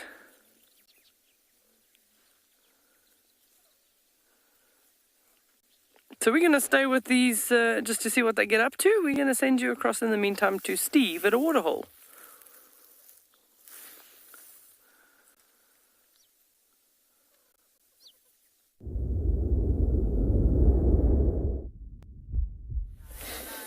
Welcome back to Pridens, everybody, where we're going to continue our discussions of mothers and mothers in all their places in the environment. And here we got damage caused to an opthorn tree. An opthorn tree in the bark. There's an access here of where an insect, being probably one of the wood-boring beetles, has managed to creep onto the tree where the bark has been damaged, lay eggs, and inside the cavity there, the eggs of the wood-boring beetle larvae starts to grow. So the insect itself is eliminating competition by laying eggs, and then the larvae feeds on a substrate that the adult never really spends time doing. The larvae are like a giant grub inside feeding on the wood, And that is where they spend most of their time until they pupate out into a beetle and come out and then live the life of an adult and eventually becoming a mother and laying eggs for themselves. But interestingly enough, is because of the damage created by an elephant tusk, the bark of this mother tree has been ripped off. Insect wood borers, woodpeckers will come along looking for that, tapping it, not getting all of them, of course, only a small portion of the population, creating a cavity here just to get access. The wood-boring beetle itself has created a cavity inside with its ability to feed on the lignin of the tree, the wood, and then this cavity can get excavated and enlarged, and eventually many bird species, starlings, barbets, woodpeckers, kingfishers and the like, will actually utilize a cavity in the tree where they will lay eggs for themselves to become mothers once again. Obviously, the security of those nesting sites and the areas that they choose are quite important, and it's not impossible for them to risk their lives in the protection of their nest. We often see that when birds of prey or snakes or mongooses come nearby these nests, how aggressive the birds can become in their vigilance to try and defend their babies. So amazing how we can link insects back into the greater scheme of things and back into motherhood. It is, of course, Mother's Day today, and once again we've got some more plants that have gone through different strategies here of taking the essence of the sun's energy and the nutrients into their fruits. And this russet bush willow, lily pan mothers are wonderful all around, and this russet bush willow has gone to the length of protecting its babies by creating this winged pod, which will eventually fall off and be distributed by the wind blowing along the ground. But inside this beautiful pod itself is actually there. The seed has just fallen out. Let me grab another one. It's called a samara. And this winged pod protects it against drying out, protects it against insect attack, protects it against many things, and the mother will hold it on the tree until eventually conditions are suitable. There we go. There is the seed of the russet bush willow. It's not looking very happy, to be honest. And all of the energy that's gone into creating this pod is for the perpetuation of that seed, which will then eventually grow into a russet bush willow. Probably not this one, but there are many of them around. And at the same time, these pods that are created with their shape and design, off of the one that I picked earlier, was quite interesting, because many insects will actually use certain types of trees for their larval food. I'm going to put this back where I found it, but you can see that a caterpillar is living on this plant here. I'm not sure who it is. It almost looks like one of the hawk moths. But eggs would have been laid by the mother butterfly. And once again, to eliminate competition, because butterflies feed on nectar of plants, of flowers, and caterpillars feed on leaves. So by laying the eggs on a safe place where the food resource is exactly what that caterpillar wants to feed on, the very clever mother has provided food resource for the babies, and at the same time eliminated the competition that these youngsters will have with them. Eventually they will pupate once big enough and fat enough to become butterflies of their own. Okay, well, I'm going to go put this fella back where I found it and send you back over to Lauren.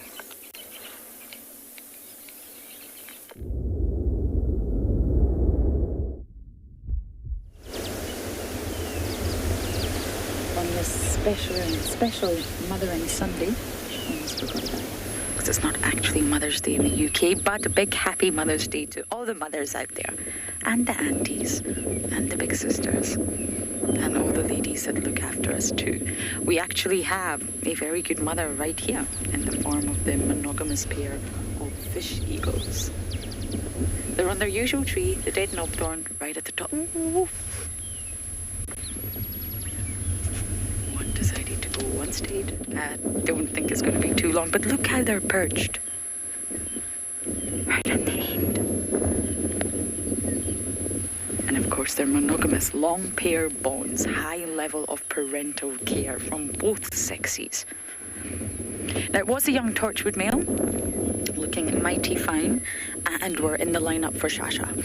So hopefully soon we'll be able to get round and go see Mr. Shasha, see if he's sulking or not. But that just shows you, even if you hoist your kill as a leopard, it's not entirely protected. Oh, is that the battalier? The battaliers have been soaring up ahead. You can just tell, look, they wobble. They look like they're about to fall out of the sky. That's how you know it's a battalier from a long distance away. Battaliers also excellent mothers.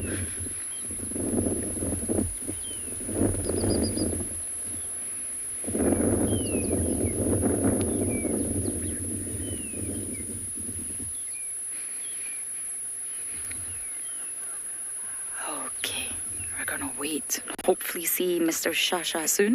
And as we do that, we're gonna send you across the dike.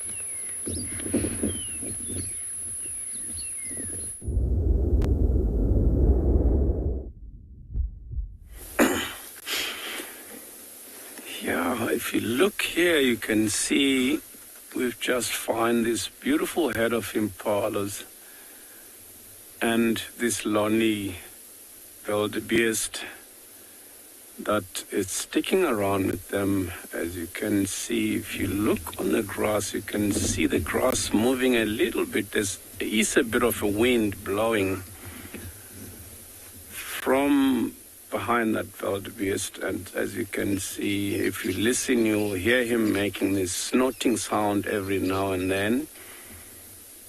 We just think, I don't think he's warning about anything that he can see.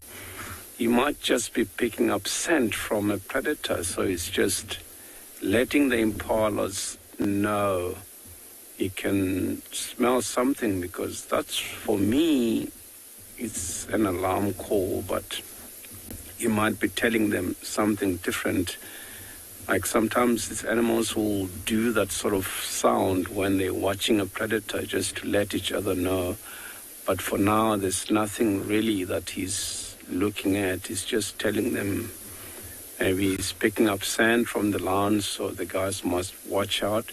Because this is a very nice, cool weather for the predators to be hunting in the day during this time. If it's like this, if the lion leopards haven't found anything to eat during the night, because they hunt at night, but in overcast weathers, cool weathers like this, they'll still try and get successful, but the chances will be very slim though, because they can easily be seen by their prey. The reason the wildebeest is alone with the impalas is just because we don't have migration on the southern part of Africa, so these animals tend to be more territorial. The bull hang around more or less in the same area by himself, or with other species like impala, zebra, giraffe for safety. And when one sees a predator, he's just give a warning call to the other, and then he's just hanging around this place, hoping that one day the females will come and join him for a couple of days, and they move on. Because that's what the females will do. They'll be moving around this area. Once in a while, they'll spend a couple of days here, and then move on. I was just trying to see if I can find the impala ram, but I don't see him with the heads, because this is...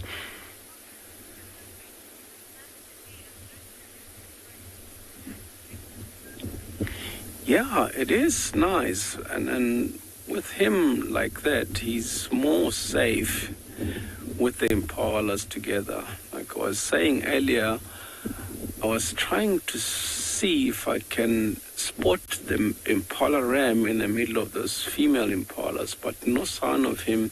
Sometimes they would like to stay behind the bush, a distance away from these females, and keep an eye on them, because this is the mating season of the impalas, and then the males will fight for dominancy, and then the stronger male will chase them all, and he remains with these females. And then he's just keeping an eye if there's no other males coming back to challenge him and try to take over his females. So we're hoping he's somewhere behind the bushes, not been taken by lion or leopards last night, because this is the breeding season. But if he's taken, then that will be a chance for another male to come in and take over this herd of impalas. But sadly, if there's not too many impala rams in the area, if the main ram of this harem may be taken, it means this herd won't have lambs the next season, of which there will be less food for the predators. So let's hope he's somewhere here in this area so that he can breed with his females. So we might see lots of young impalas in November, December, because when they breed now, their gestation period, which means they're pregnant for about 6 months, so they'll start giving birth in November, December. That's when you start seeing lots and lots of young impalas.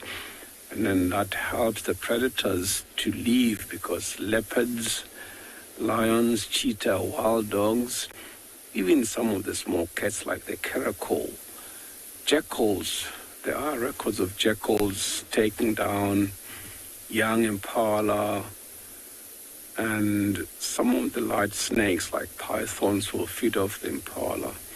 Shame for them, because they are the primary prey. That's why they'll have to breed almost twice a year, which is 6 months, and then every 6 months they'll have to breed and have more of them, so they don't become extinct, of which it will be very sad to have impalas being extinct in Africa, because they get eaten almost by every single predator that live out here in this African bush.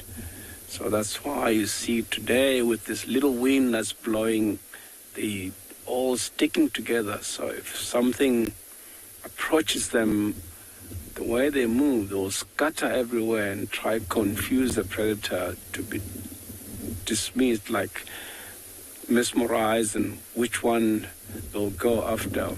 Because sometimes predators will just ambush and lie behind the bush and keep an eye at one animal that's going to start separating itself. That's the one that gets taken most of the time.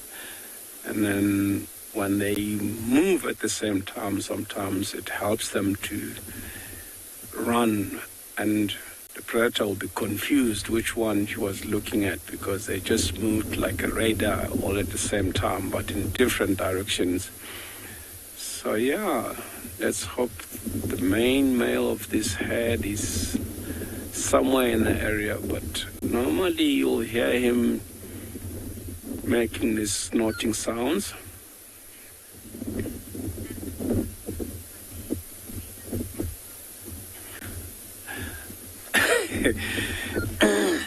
Yeah, he does, but it's also for his own safety, because if the impalas see a lion or a leopard first, they're gonna give him a warning, just like he was doing earlier on. So they're helping each other. This is like a mutualism or symbiotic relationship. So they benefit from each other without harming each other. So he looks like a bodyguard, but he's not. But yeah, sometimes he does behave that part himself, because I've seen a herd of impalas like these wild dogs trying to separate one, and the wildebeest will turn around and chase the wild dogs away. Zebras will do the same sometimes, but yeah, this is more for safety than being a bodyguard for the impalas.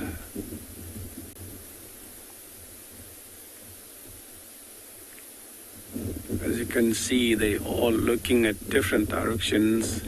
More eyes, more safety, because they can spot anything, excuse me, approaching them from any direction. As you can see, they're all looking all directions. The wildebeest is looking on our side, tail swishing every now and then, making sure there's nothing sneaking on them from behind the bushes.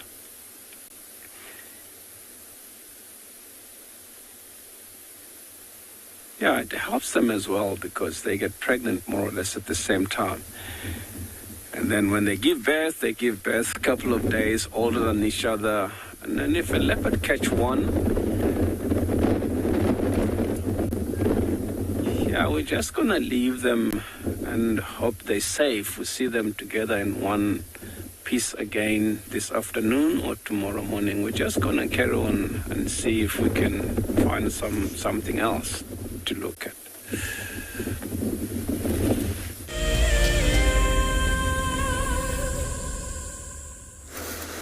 Every creature in nature has been blessed with a mother. There we go, there we go, there we go, first on 4 legs. Oh my goodness. For most African mammals, motherhood starts by giving birth, surrounded by danger. Look, it's kicking, it's struggling, trying to get out. It's like, Mom, I want to be out, I don't want to be in here anymore. How incredible. Babies need constant attention from their mothers as they explore the world around them. As that little buffalo takes its very first steps in what can be a fairly cruel world out here for a young herbivore. Accidents are bound to happen, but a mother's love and sympathy provides comfort. Oh, careful, careful, careful. Oh no. Oh, it's okay, little one.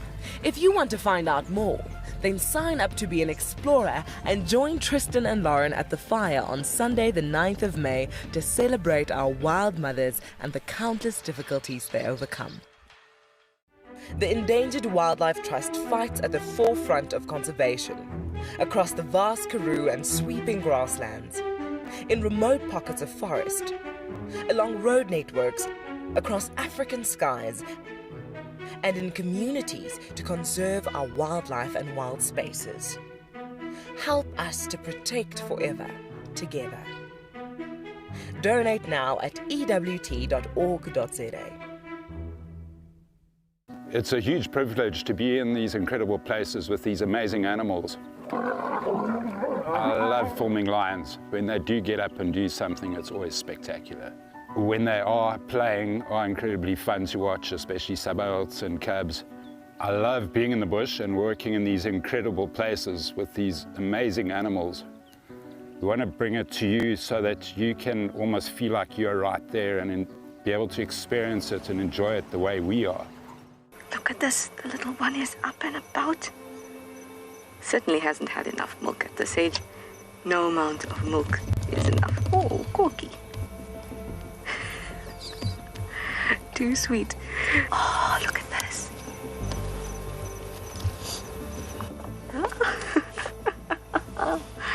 That is stunning.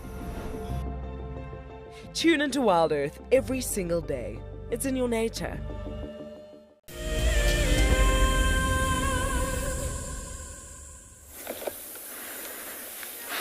Welcome back to Leopard Dam, everybody, and to a pair of Egyptian geese that are pretty decent mothers. We've had times in the past where we've had a few issues with Egyptian geese and their motherhood at Buffelshoek Dam. But for the most part, they are very, very good parents. Very territorial. They defend a water source, not only for their feeding requirements, but for those of their youngsters. Now, geese give rise to, well, they lay eggs in a nest, either just above the water or in an old buffalo weaver nest or in a little platform nest nearby water. And the mother will guide her freshly hatched chicks directly to the water and then keep a very close eye on them from predation. They are very aggressive, very territorial, chasing off any other bird that comes nearby in their defense of the territory and the food resource which it provides. So exactly the nutrients from the soil and the sun's energy being harnessed in the form of algae and plant life, geese defend an area that produces enough food for themselves and for that of their offspring. So very good parents. Very good guard dogs, actually. If you've got a goose at home, they'll keep anybody away. And parental imprinting has been very well documented in ducks and geese. If you've never heard of the word parental imprinting, if you ever do happen to come across a baby bird or an egg and you try and hatch it, it is going to see you and think you are its mother. And it's going to want to be you. So a very nice study done years ago of a guy who reared some ducks. They might have been geese from eggs, and they actually believed that they were then him. They didn't see themselves as ducks or geese, they saw themselves as that person. And so hence that parental imprinting meant that they wanted to be a human, they wanted to mate with a human, they wanted to basically live that life. So after that study, obviously, it was realized that if you ever do happen to have eggs and you're going to rear them from that sort of stage, that you need to feed them, or when they hatch, the first thing they need to see is an imprint of their parent. And so that's when they devised the use of puppets to be able to feed the babies as they started out. And the first thing they saw was a puppet that resembled them, and then they went, okay, cool, my livelihood is going to be one of a goose or a duck or whatever bird it might be. There's a story of a Verreaux's eagle, the black eagle, that was reared the same way. And now problems that arise in that regard is that that bird now perceives any of its own progeny to be, or not progeny, any of its own species to be an enormous threat. They're very aggressive towards any other black eagle, and so now that black eagle sees itself as a human. You can imagine the tale. Not a very pleasant one. So birds, very interesting, very good mothers. And we're going to spend a bit more time here and see what other small little motherhood stories we can think up. Meantime, it seems like Chad has found some cats.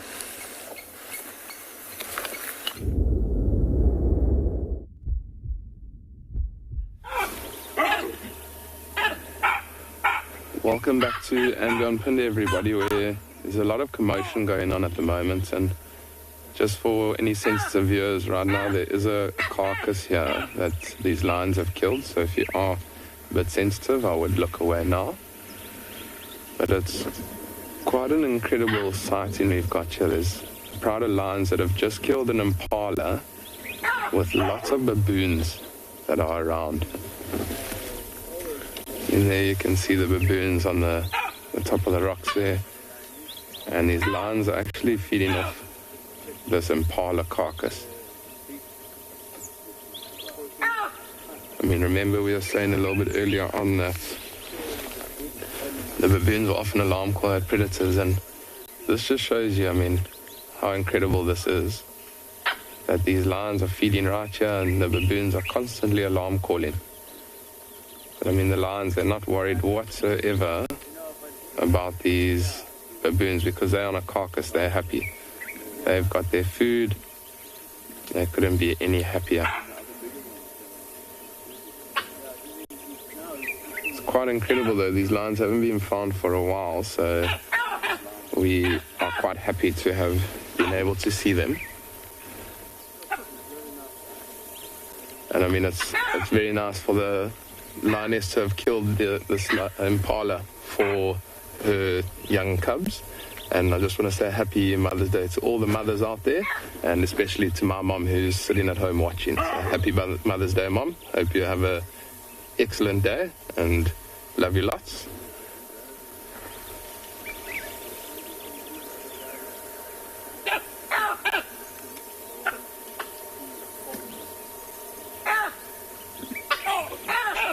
See one of those youngsters heading towards where the baboons are. There is another vehicle in the sighting, so if you do hear another vehicle, I do apologize. There's a lot going on here at Anbion Pinde at the moment.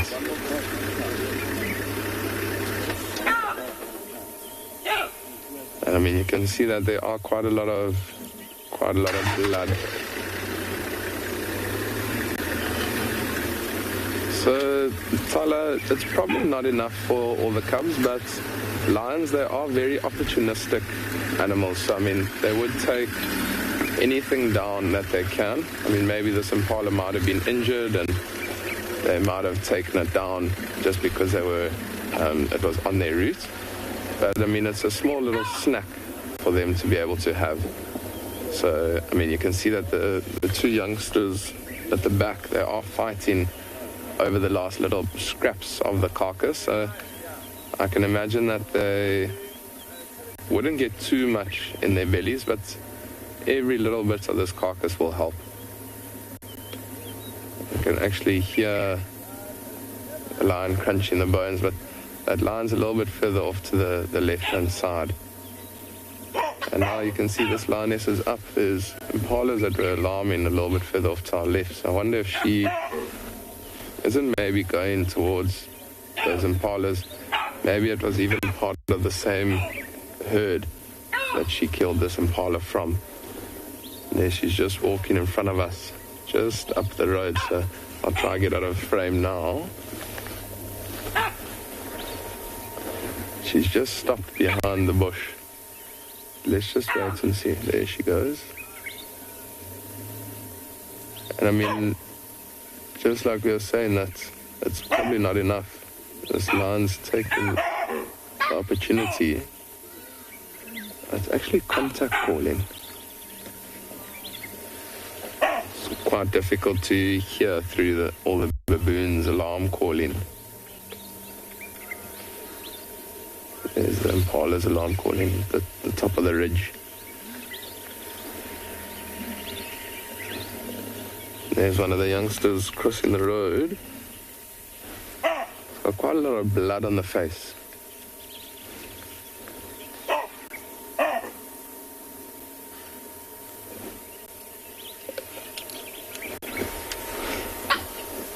Shiraz, this is indeed mountain pride. And they actually spent the last 3 or 4 days up on top of one of the mountains here in Punda, and it's a very rocky terrain, so it was quite difficult for us to track them down. But this morning, one of my fellow rangers actually heard the baboons' alarm calling in this area and came and investigated and then found them. So it's nice that they've come down the mountain. It's going to be a lot easier for us to be able to find them. And that lioness was contact calling. So this pride, they consist of 11. It's 2 males. Then there's a lioness with 3 cubs, and then a lioness with another 4 cubs. So, I mean, the 4 youngsters that are about 5 months old aren't actually here at the moment. So I wonder if maybe mom's gone to fetch where those cubs are, and she'll maybe bring them to the remains of this impala carcass. I mean, quite incredible to watch these two fighting over the last little scraps, and they're actually not even feeding at all. They're just fighting over that last little bit of meat.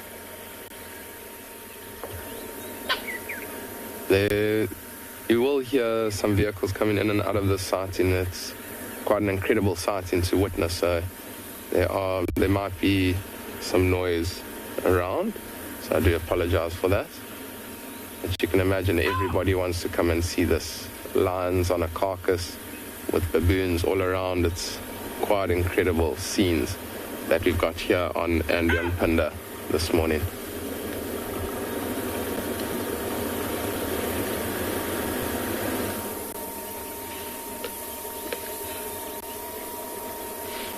If you listen closely, you can actually hear these 2 lions that are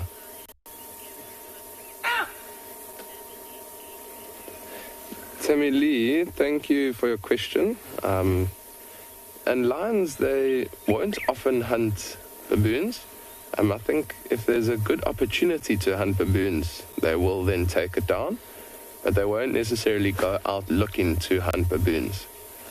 I've actually been lucky enough, Tammy Lee, to witness a male lion that killed a baboon right in front of us. So that was quite incredible, but I think that's quite a rare sighting to see. I mean, these lions will often try and kill, impala or wildebeest or zebra. And I mean, especially for them to kill a zebra or a wildebeest, it's much better, and there's a lot more meat on the carcass for the pride. So generally, if they do kill a baboon, it's not too much, and it's probably only going to feed 1 or 2 of them. And there's the two lions have just rested up in the shade of this sicklebush tree. I mean, they might be done with the carcass and just leave it for the other youngsters.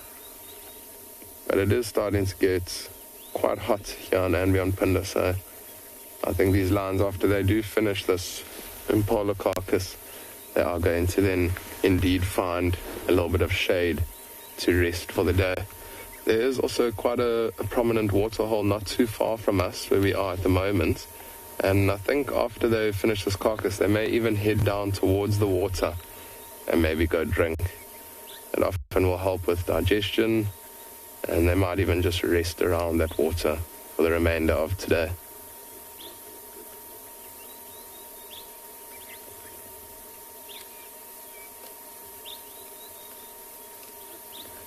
And what an incredible morning though.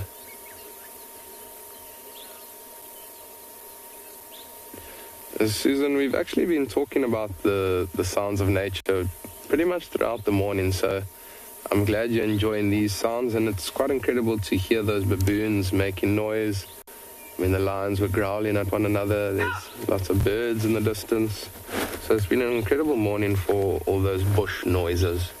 So thank you for watching, and I'm glad you're enjoying this live broadcast from the African bush.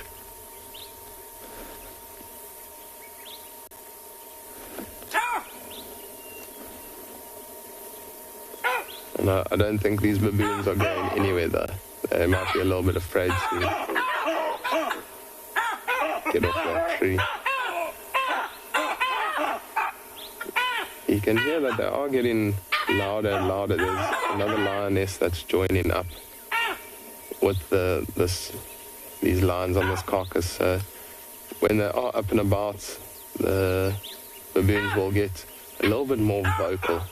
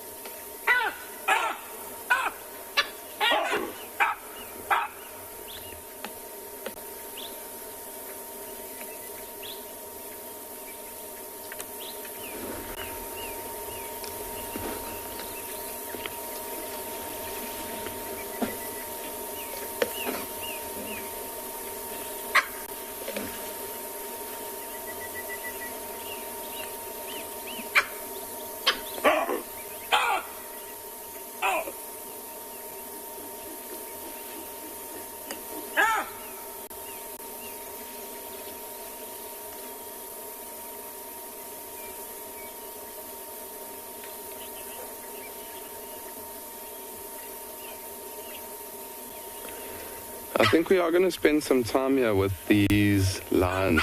It's quite an incredible scene going on here with all the baboons. But we're going to maybe try and reposition, and for now we're going to send you over to Tristan, who hopes to follow his tracks and find what he's looking for.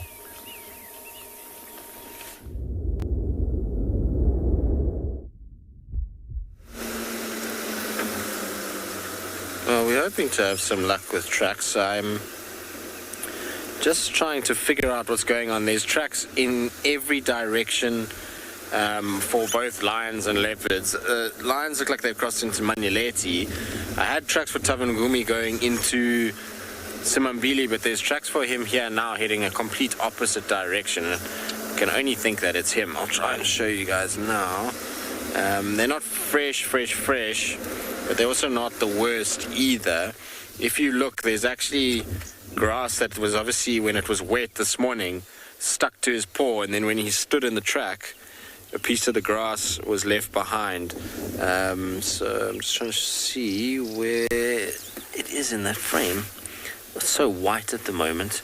I think come back to the right and paw a little bit for me. Sorry, I'm trying to find a certain stick. Oh, there we go.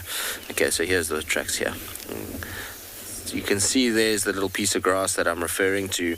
When it's wet and they're walking, sometimes little blades of grass stick to the foot, and then as they step, it transfers back onto onto the sand. So these look pretty good. I just wonder if these are not early last night from when he was hunting and then he went in a big loop like he did yesterday. I don't know, there's tracks for him also everywhere, tracks for one of the evokers everywhere, Talamati, a female leopard. It's not the mating pair because the tracks are all going in different directions, but I wonder if maybe these aren't worth following, except that the tracks that I found earlier were coming back north again. So maybe this is what he did, is the opposite of yesterday. Yesterday I had him doing south to north. Maybe he's just doing north to south and then back north again this morning. Don't know. Let me do a loop round. We'll check the other side of the block and see if he comes out there. I did check the power lines already and I didn't find his tracks there. What we do know with him is that he doesn't like to always walk on the roads. I mean, this is just in the limited time we've had him. He's been very, very good at just weaving his way through blocks, and then he comes out onto the road, walks across, then over. He's not too worried about walking on the road. It's not like he's scared of walking on the road. It's just that he kind of meanders and then just goes off and around and just kind of does weird things, and is not scent marking, so he doesn't need to be on the road just walking along. Remember, when leopards walk on roads, a lot of the time what they're doing is they're marking territory.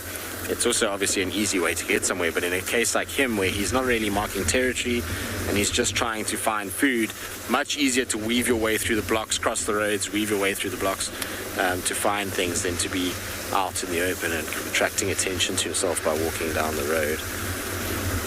What we'll do is we'll just do a big loop, check the power lines road. Like I said, I did drive power lines to Triple M. No tracks there, it was just his tracks from yesterday when we followed him. So I just want to see, maybe he's still in this block. It's possible. This road is difficult to tell because, like I said, this is the access road, so there's a lot of cars that go up and down, which is why that track has been driven over already.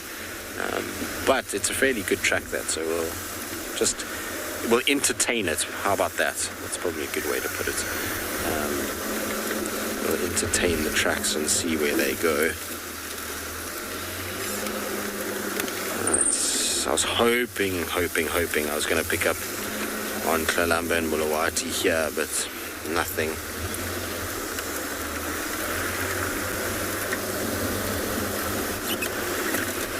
Kevin, no, I don't think so. Lions are just opportunistic, and where they, see a kill or smell something, they'll head in that direction. There's a strong wind blowing today and has been through the night. And that often means that things like leopards, if they've got kills, are detected. Also remember that every time a leopard gets seen by something, there's a huge alarm call and fuss that takes place. And lions, when they hear that, know that there's an opportunity because there could be a kill. There also could be rival individuals. So often lions move towards alarm calls to go and investigate. So I wouldn't be surprised if that's what's happened, is that there's this investigation of alarm calls, and that's why we're finding lion tracks very close to leopards at the moment. But what you'll see is when the lions are around, our leopard viewing just calms right down. We don't get as many. As soon as the lions move off, the leopards all start popping up again and are far more active. When the lions are around, they keep low profile, they don't make a lot of noise, they try not to attract too much attention to themselves. I mean, they obviously can hear the lions' booming roars just as much as we can. They're very aware of where lions are, where the lions are moving around. They try to keep a low profile in those areas. Yesterday with Tav and Gumi, it was very interesting. I only covered it last night when I got home. At the time, I was wondering what was going on, and I think I remarked yesterday that he wasn't chasing any impalas, even though impalas were making noises around him. And contrary to his previous time we saw him, where every noise an impala made, he ran towards it. This time he skirted all the open clearings, only in the thickets, and he made his way around, and every time he heard an impala, he would just do a loop around them. And I only thought about it later was that when we were sitting with him, there was a male lion, which I'm sure is a voca, at very, very close to him, roaring.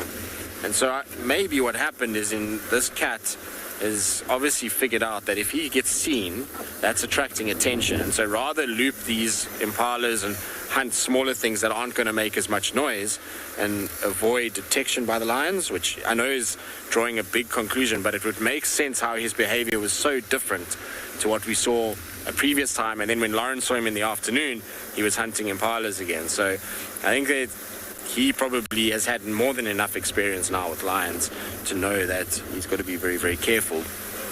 And so that's possibly why his kind of behavior was different yesterday morning. I don't know. That's just a theory at the end of the day. All right, I'm going to keep just following around, just check if I can find these tracks and where they went. In the meantime, though, let's send you across to Steve, who's still on foot, and I'm sure looking at lots of all small things.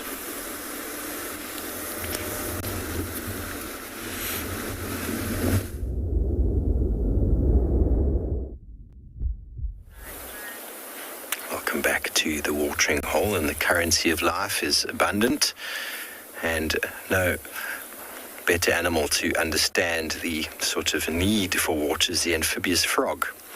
And here we've got the foam nest frog, very out of season. I'm surprised maybe that is just a late bloomer. A lot of the birds bred late. Maybe this fellow has bred late as well. The female frog will mate, obviously, with the not mate, but the male and female will hang out together. The male will produce that foam, kicking it through the back of his legs, and then will fertilize the female's eggs that get laid inside. So it is the perfect protection against predation. As we know, tadpoles live in the water and are prone to being eaten by fish and by other birds. And so there is a safety element. So the foam nest frog actually goes through those early stages. Well, the eggs are also hugely vulnerable when they're in the water for many, many organisms, and the eggs get laid inside here. And it's very important that the parents know what they're doing, because if they lay the eggs in a foam nest away from water, when those eggs hatch and it's time for the small little tadpole-like frogs to fall down, they will fall onto dry land, and well, that won't work very well for them. So they live in a very foam polystyrene-like materialed home for a period of time, keeping them safe from the elements, safe from predation, to get past that very early stage. Once again, very good parenting behavior. And obviously mum is not likely to allow a male to fertilize her eggs in the wrong place. Currency of life once again. So like the caterpillars, wood-boring insects, the mother has to find the right location for her offspring, has to find the area that they will do well in. Those that don't find the right area don't have any success. So being a good mother in the environment is so important if one wants to be successful and to sow one's genes.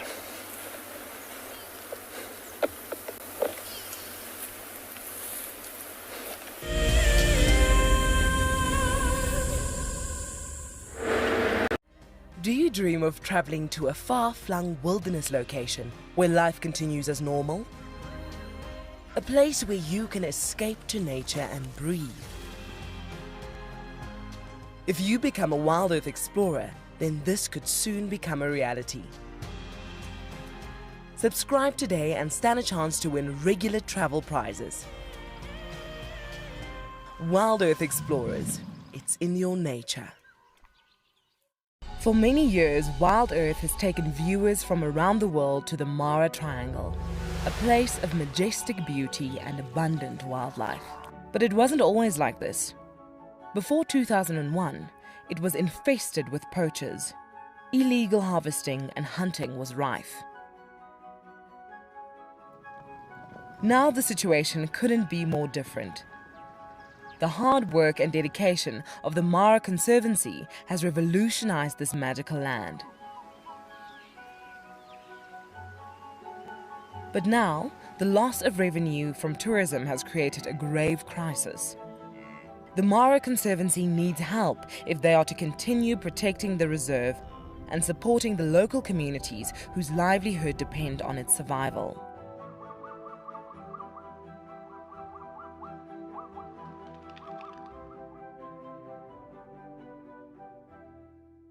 My name is Stephen. One of my favorite things at Wild Earth is getting questions from you. The type of questions that I really like are those ones that really help us to unpack and understand and really integrate the ecological knowledge and fully appreciate the importance that animals such as these Cape buffalo bring to the ecosystem. If you want to ask a question on Wild Earth, you're going to have to register on the website. But once registered, just head on over to the live safari page and enter your question under the live feed. The croc is still holding another one there. It's holding from the hindquarters. I would really want.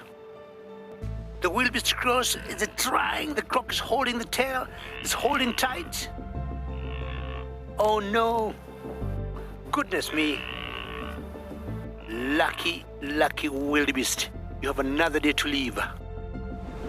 Expect the unexpected here on Wild Earth daily.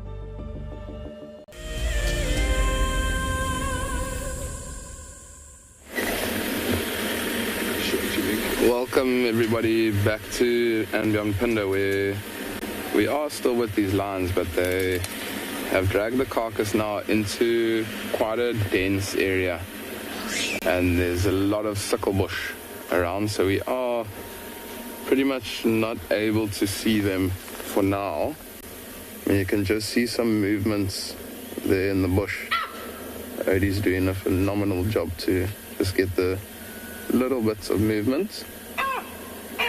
But I mean, it's incredible to have that view that we did have. But it is still amazing just to take in all the noise that these baboons are making around us.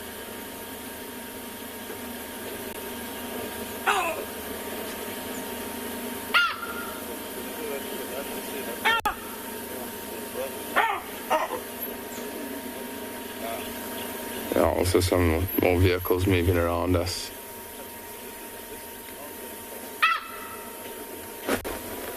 And there the baboons are still at the top of the tree making their alarm calls.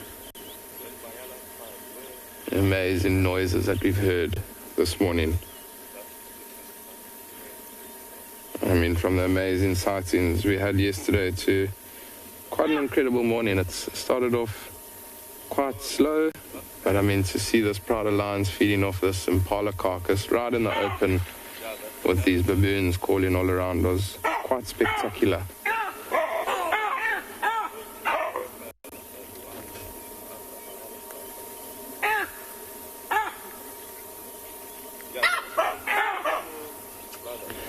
I think we are going to leave these lions though. They've dragged that carcass into quite a thick sickle bush thicket, and it doesn't seem like there's going to be any view for us on any corner of this thicket.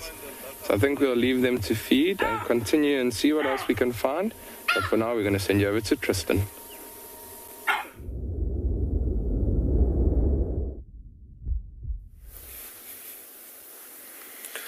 Well, we finally have found what we've been looking for, which is the right tracks to be following this morning. So I left Tom and Gumi's tracks. I had an idea that I might find the tracks for the mating pair, and we found them, which is good. This is over here where they mated. Whole area around along like this is where the two of them were copulating. You can see what's happened is he was standing, she came in from this side, rubbed up on his face, and then put her front paws here. He's mounted at the back on each side over here, and this is the back legs for him, where he's squatting, and then her belly and her little hair marks are all over the top here, and then the tail's coming back like that. Now, normally you don't get much of a tail mark when you have mating leopards, because often the tail lifts slightly on the female and the male, but essentially, if we had to draw it out, this would be the tails coming back like this, and then they're curling up over here, and then, like I say, this is his back legs over here coming out, and then her lying down with her front legs over here coming down, and then as they've dismounted, she's rolled slightly, and that's what's just caused this disturbance on the side. Then they've stepped in the middle, and then turned and headed straight down the road. So we're going to try and see if we can't catch them somewhere. I mean, they, like I say, are far ahead of us.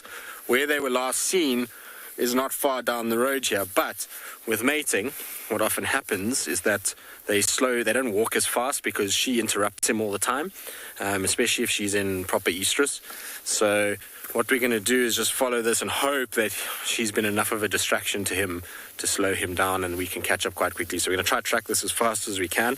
We don't have a lot of time this morning and the light conditions are not great, but they're leaving nice signs for us, which is hopefully going to allow us to find these cats.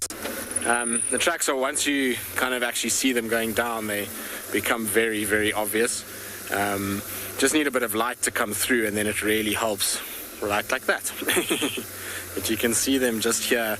If you look where that sort of stump is, over there, she's walking on that side of the stump and he's walking this side of the stump. So Raymond, it's pretty simple. If I show you here with these tracks, I'll quickly point them out. Can you get this one in, Paul, or not? Is this too close? This one here. Can you get that? A bit close. All right, we'll use this one here then. That's fine. All right, so if we look here on this one, Raymond, basically with the leopard, you've got very, very, very easy shaped foot. So you've got here 1, 2, 3, 4.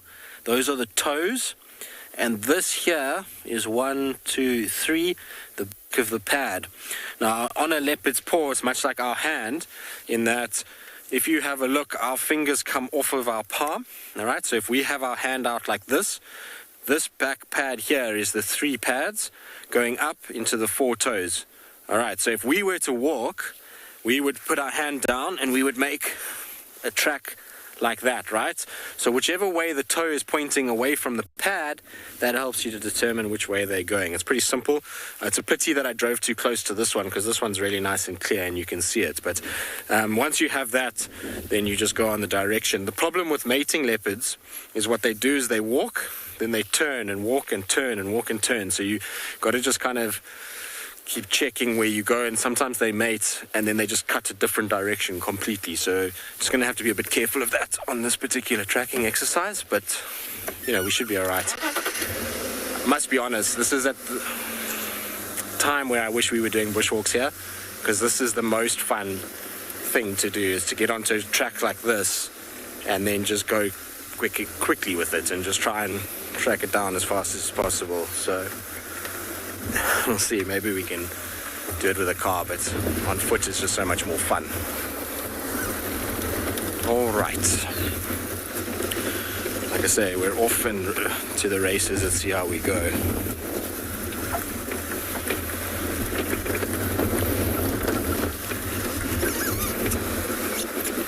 Just check every now and then. So when you're tracking with a vehicle, it's just to stop every now and then, just check that, okay, you still have the track going, and then just keep worming your way along until such time, because sometimes, like I say, they do cut off, but he's still going. So his track is going to be the easier of the two to follow, because he will maintain a pretty steady direction. She might go off scent mark, come back, rub in his face, turn like this, trying to present herself to him, whereas he just stays a steady course. And so if we just keep behind him and follow his track, then generally she'll come. It doesn't matter what he does, she generally will come to him. Remember, it's her big desires to mate, so she's going to harass him until such time as he does it. So she'll be a lot more active. He'll be the one staying a much truer course than her. I wonder if they're even still in our property. He might march her all the way out. African hawk eagles. That's always a nice thing to see. I haven't seen these guys flying around for a while. They're nice and low as well. Beautiful, beautiful bird of prey, this. And I've got those kind of white and black markings. Unfortunately, it seems like they're going to dip over the trees and away from us. Always together like this, hunting in pairs. So these guys, one will flush and the other one will grab. They're pretty good at being able to hunt cooperatively, which is quite cool.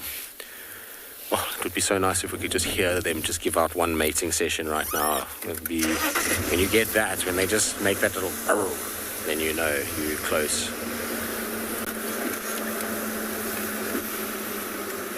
All right, so while I figure out these tracks and keep following and seeing what's going on, let's send you across to Lauren, who's still bumbling.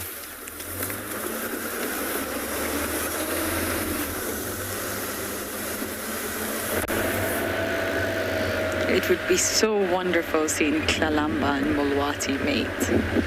Of course, it was all captured on the dam cam. It's amazing what the dam cam really captures, and it's also amazing to think what it also misses, really. So much must happen at night time that we don't get to see. And we're lucky to have that piece of equipment, so we can at least capture some things.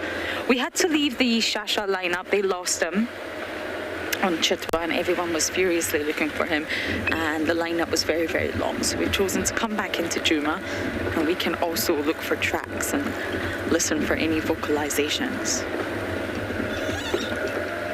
Shasha will be there this afternoon, I think.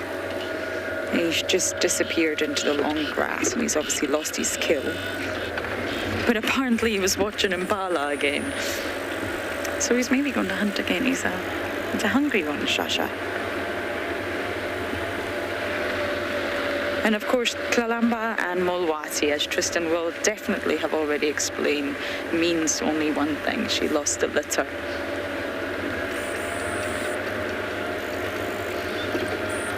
Didn't get that, Gwen. You'll have to ask that question again, I'm afraid.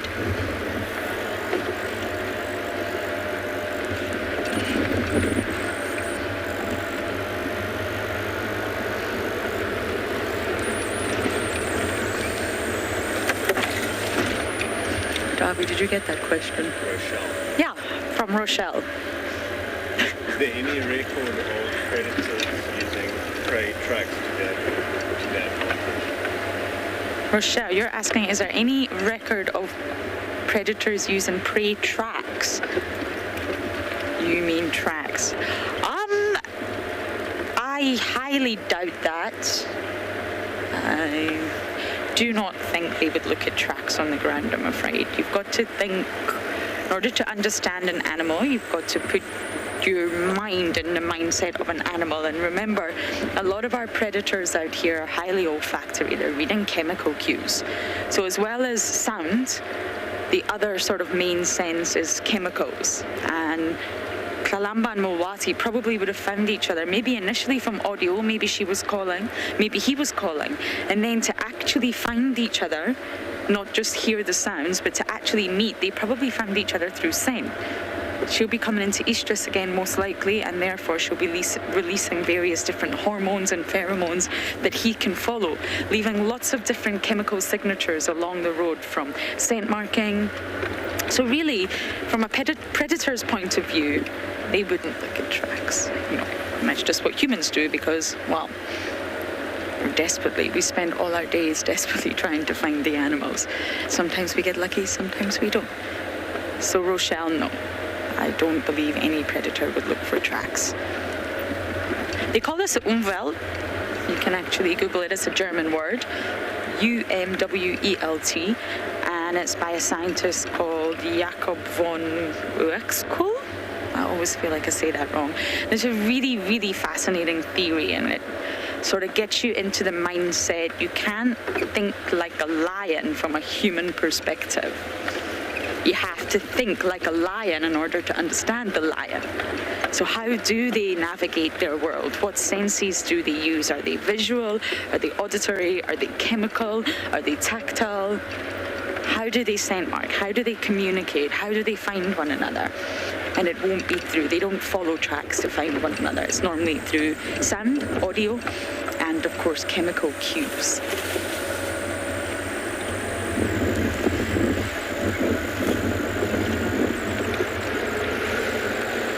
But we're also now coming into the heart of Djuma, Gowrie Dam, where the romance happened last night. Not that I expect the leopards to be there, but it's a very good place to check for all sorts of other animals.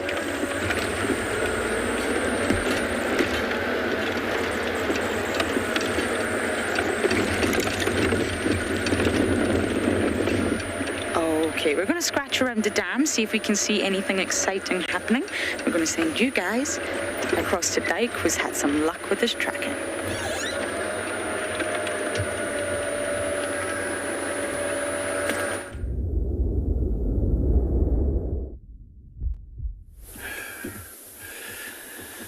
Yeah, finally, those lions we were looking for, we just find them. If you look there, you can see these animals are on a mission. Like I mentioned earlier, overcast weathers like this, these animals may still move even during the day. They're known as night hunters, yes, but when it's cool enough like this, they can move. This is 2 subadult females from the Birmingham Pride and the younger female with the 2 bigger cubs. This is the sister of the Birmingham young male, and the 2 that are right behind her had 2 cubs.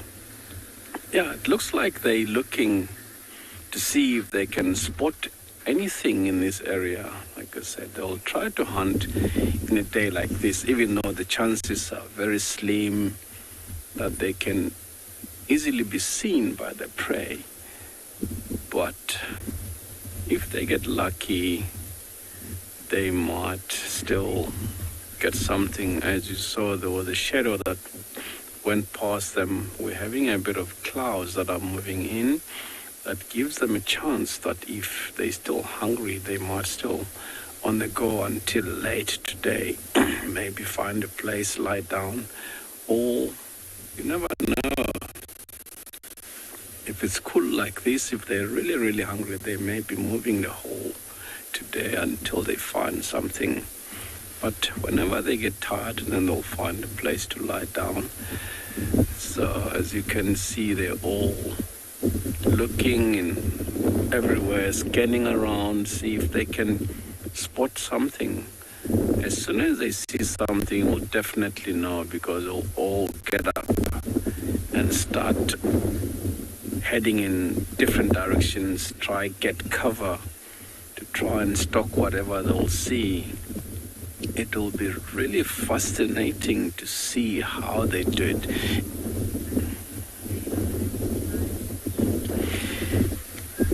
Yes, they are beautiful, especially the way they're sitting. It's not very often that you'll find lions sitting like that out in the open. Just like I said earlier on, it's very lucky to see lions sitting up in a time like this.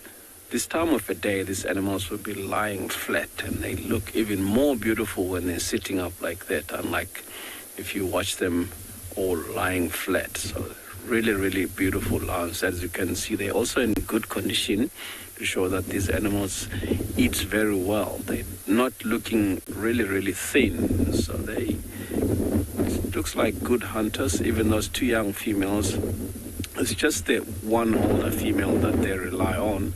But 2.5 years for them, it's old enough to start participating on the hunt. So they look like they're eating very well. That's why they look so beautiful and gorgeous sitting like that. See that one on the far left? Looks like she's had something. As you see, she's lifting her head further up and sniffing through the air. I think they're just trying to see if they can spot something. She's taken her eye from the direction where she was looking earlier, and she's see the one looking behind.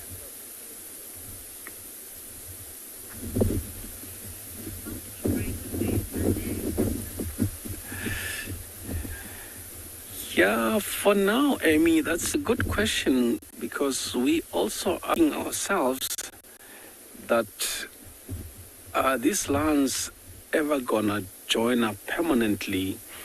Because normally this is part of the Birmingham Pride, and there is what we call the Birmingham Breakaway on the west. But it seems like these animals are splitting again in another split, of which this is the split from that Birmingham Pride with the white lions. So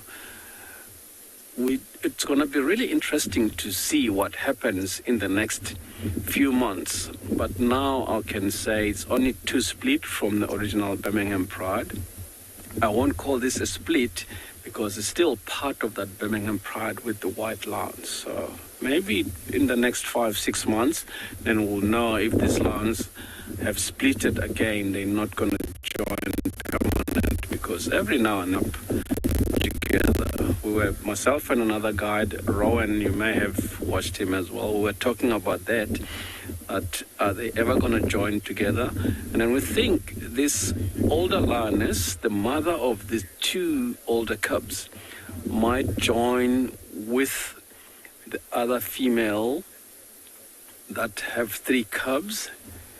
Maybe the one with the younger cubs as well, and form a new split away from the Birmingham Pride with the 2 white lions. You never know. So it's interesting for us because we have the same question as you do. So normally I'd say it's only 2 split from the Birmingham Pride.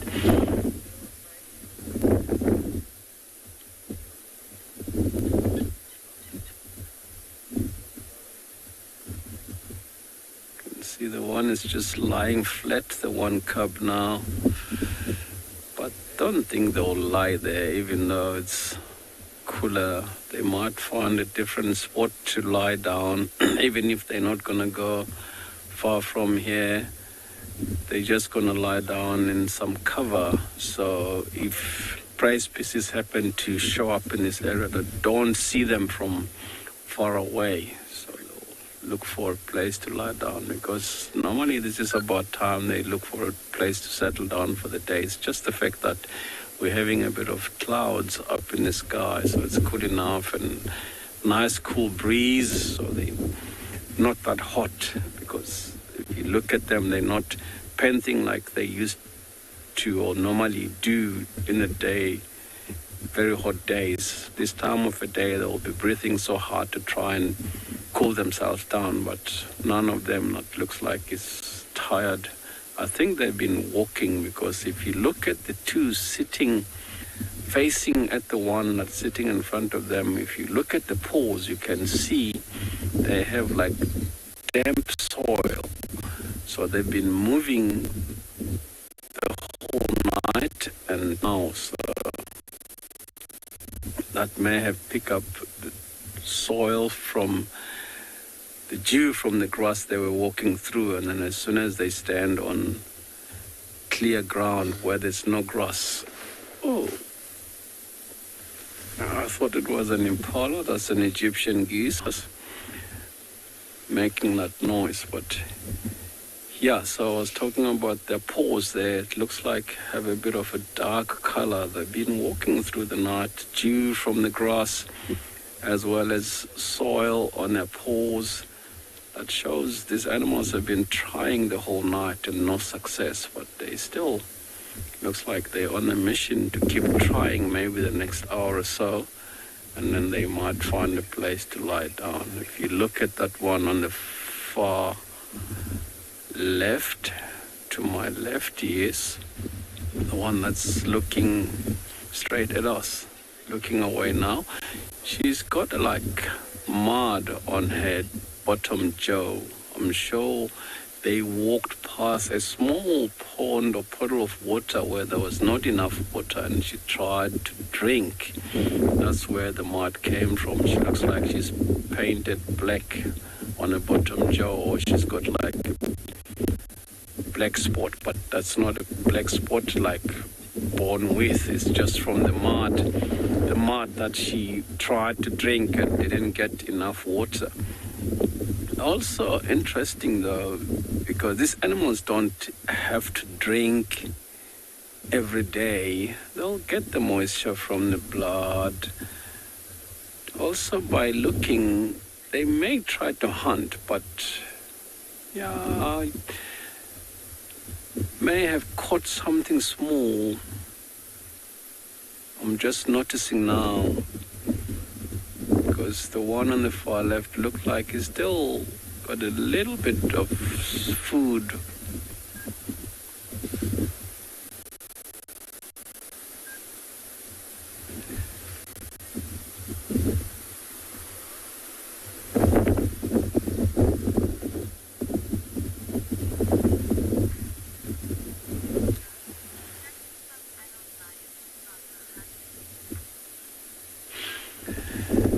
Yes, the sub-adult lions do hunt now because they're grown up enough. This is time for them to start participating on a hunt. More especially, it's just that one lioness in the middle there, the older lioness, the mother of the two older cubs, that they rely on. So they do help a lot when they just the three of them like that. Even those two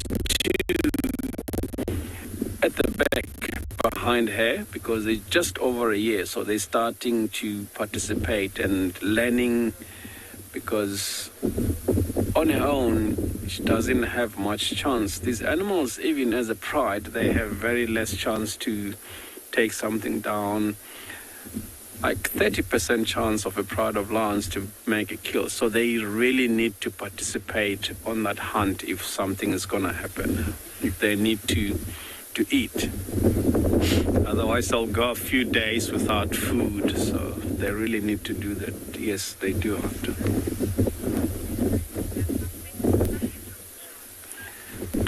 Yeah, we're going to sit with these lions and see if they go anywhere or spot something around here. It will be really nice to see them hunt in this weather. Let's go over to Dedri and see what she's going to surprise us with.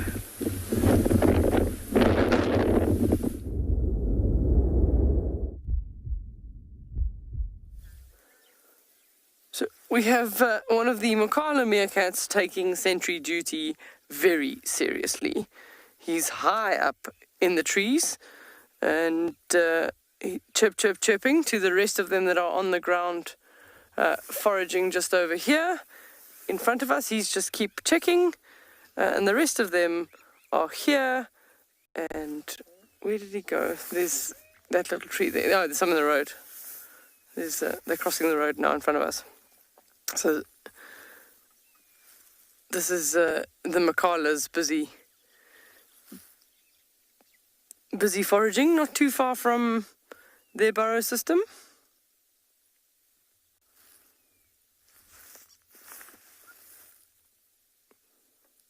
So his job up there is quite important.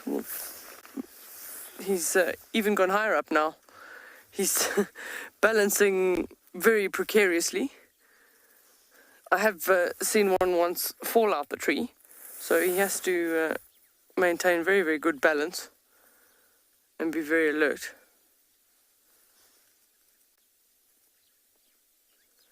But if he no longer has visual of the rest of the group, then he'll come down and he'll choose another post.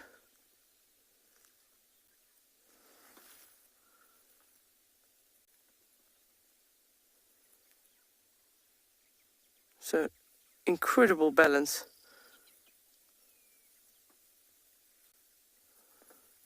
And they're not afraid to go up thorn trees. He's in a boskia at the moment, but I have seen them up a blackthorn as well.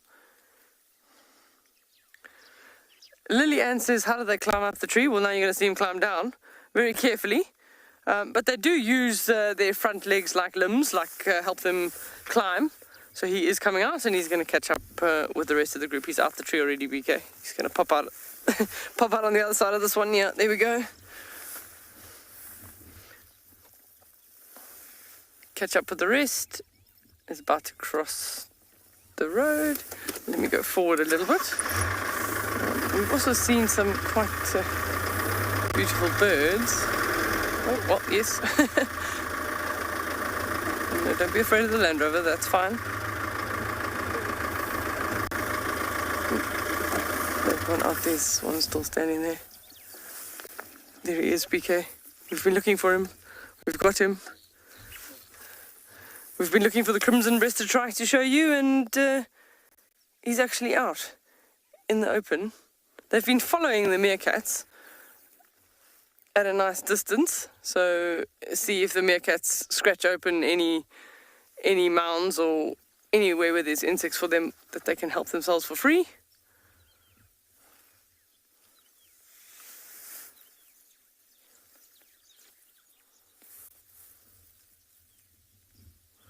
So they're also not too far, probably about 100 meters from their den where their pups are. The babysitter is currently still at the den with the babysitters. They've left one individual there whoever drew the short straw this morning.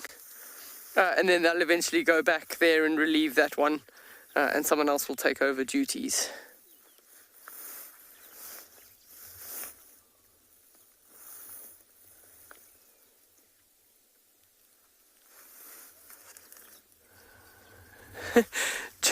June says they're all over the place this morning. They are indeed. They're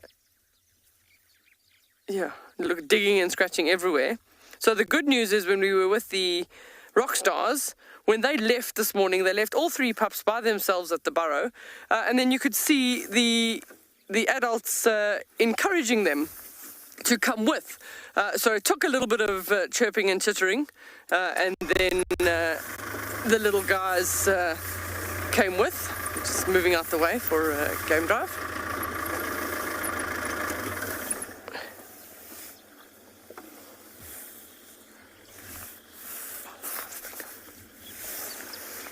So have you got one there? Okay, you've got them in the bushes there, scuttling and scurrying.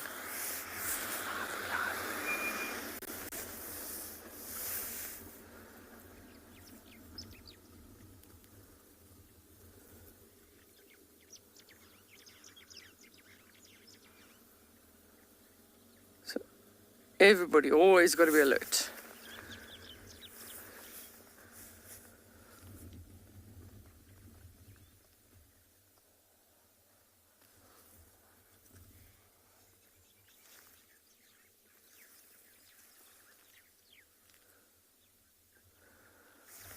Lucy's asking the question, how many members are there usually in one burrow? So both at this point in time, the Makalas and the Rockstars are 13 individuals, and that includes all the new pups.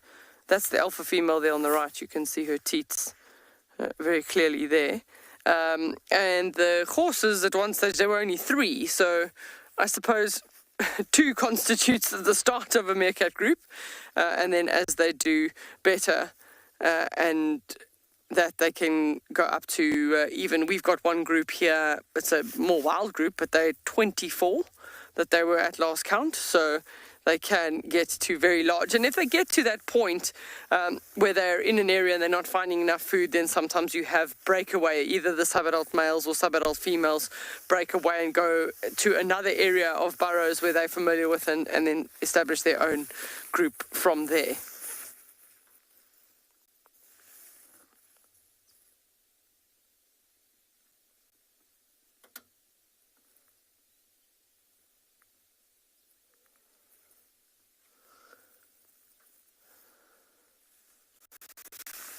Okay, no, that's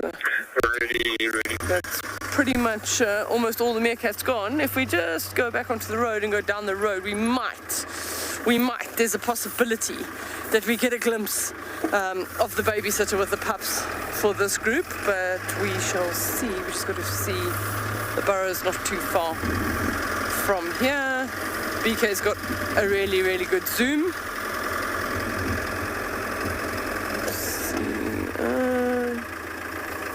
Just check the bottom of that bush there, BK.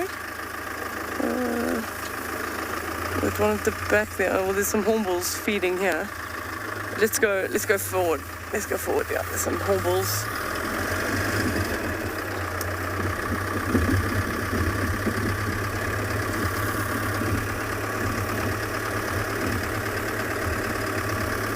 Oh, no, babysitter's in. That's the burrows there. So that little group over there, but the babysitter's in that mound, that tall mound on the left-hand side is where the babysitter's been with the pups. So they're probably having a bit of nap time now. So both sets of pups are around about that 3-week age now. So within the next day or two, like the Rockstars went with the adults this morning, these ones will also start going out with the adults.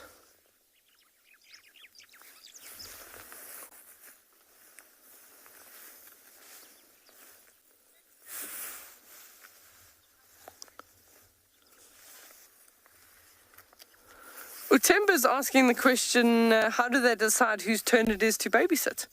I don't actually know. I don't know if it goes in order of ranking, if it's a responsibility thing, if it's just the sub-adults, but they figure it out.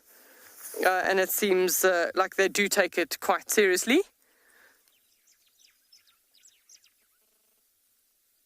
And it's not uncommon to have a male as a babysitter either. It's not just females that do babysitting, it's sometimes the males as well.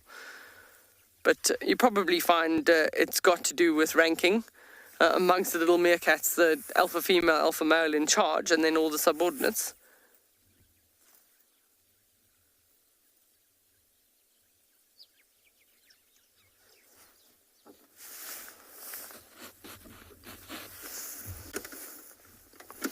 So we'll head on and see what else we can find. Babysitter's not out at this stage. We can pop down to the dam and see if there's anything out and around at the dam.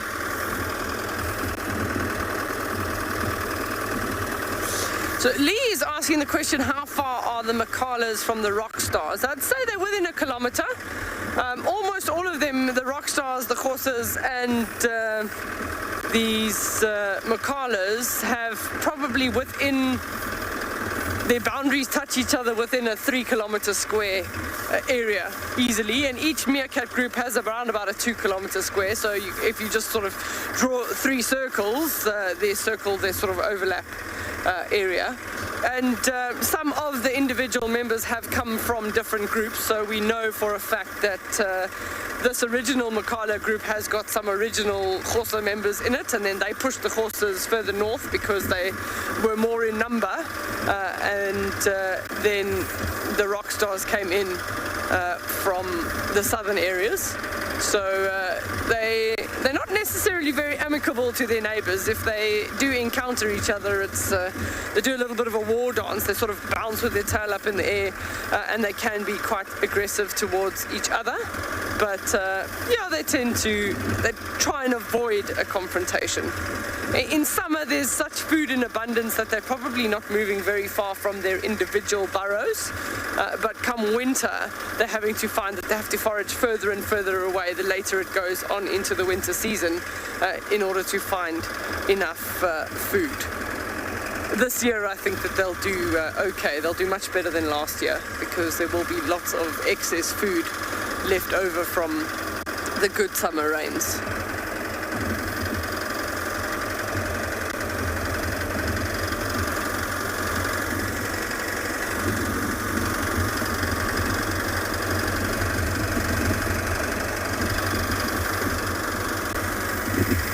So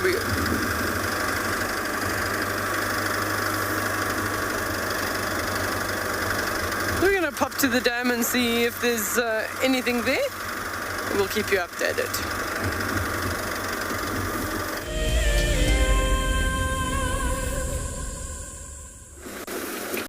Every creature in nature has been blessed with a mother. There we go, there we go, there we go, first on 4 legs. Oh my goodness. For most African mammals, motherhood starts by giving birth, surrounded by danger. Look, it's kicking, it's struggling, trying to get out. It's like, Mom, I want to be out. I don't want to be in here anymore. How incredible. Babies need constant attention from their mothers as they explore the world around them. As that little buffalo takes its very first steps in what can be a fairly cruel world out here for a young herbivore.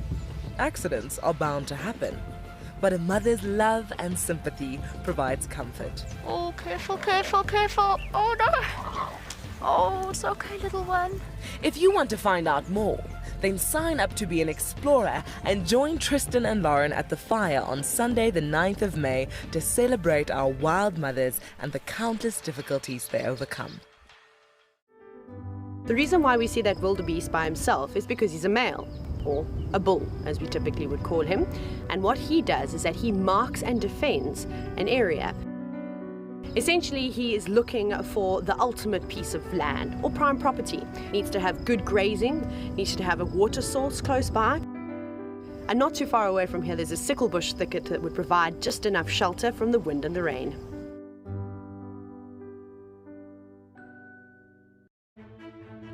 Hi everyone, my name's Daniel Fisher and I'm going to be your guide this afternoon. I'm looking really forward to taking you through and showing you all the beautiful places here at and beyond Ngala.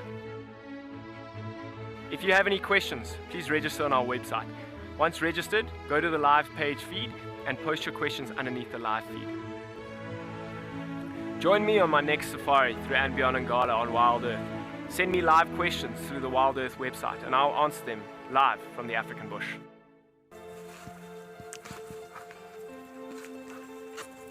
Hello, Mama.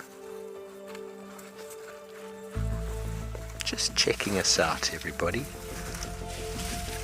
There's no aggression here. Very relaxed. A herd of elephants moving around your car like that is truly, truly magical. Tune into Wild Earth every single day. It's in your nature.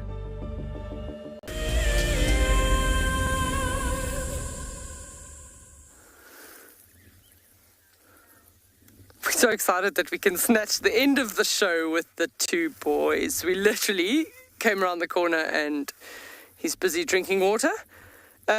And there is brother, and they have literally popped out of the thicket right next to the dam from the shade. So they've been hiding right under our noses the whole time. But that is one fat cat. That's what happens when you eat a portion of a giraffe. And also, you would be quite thirsty too.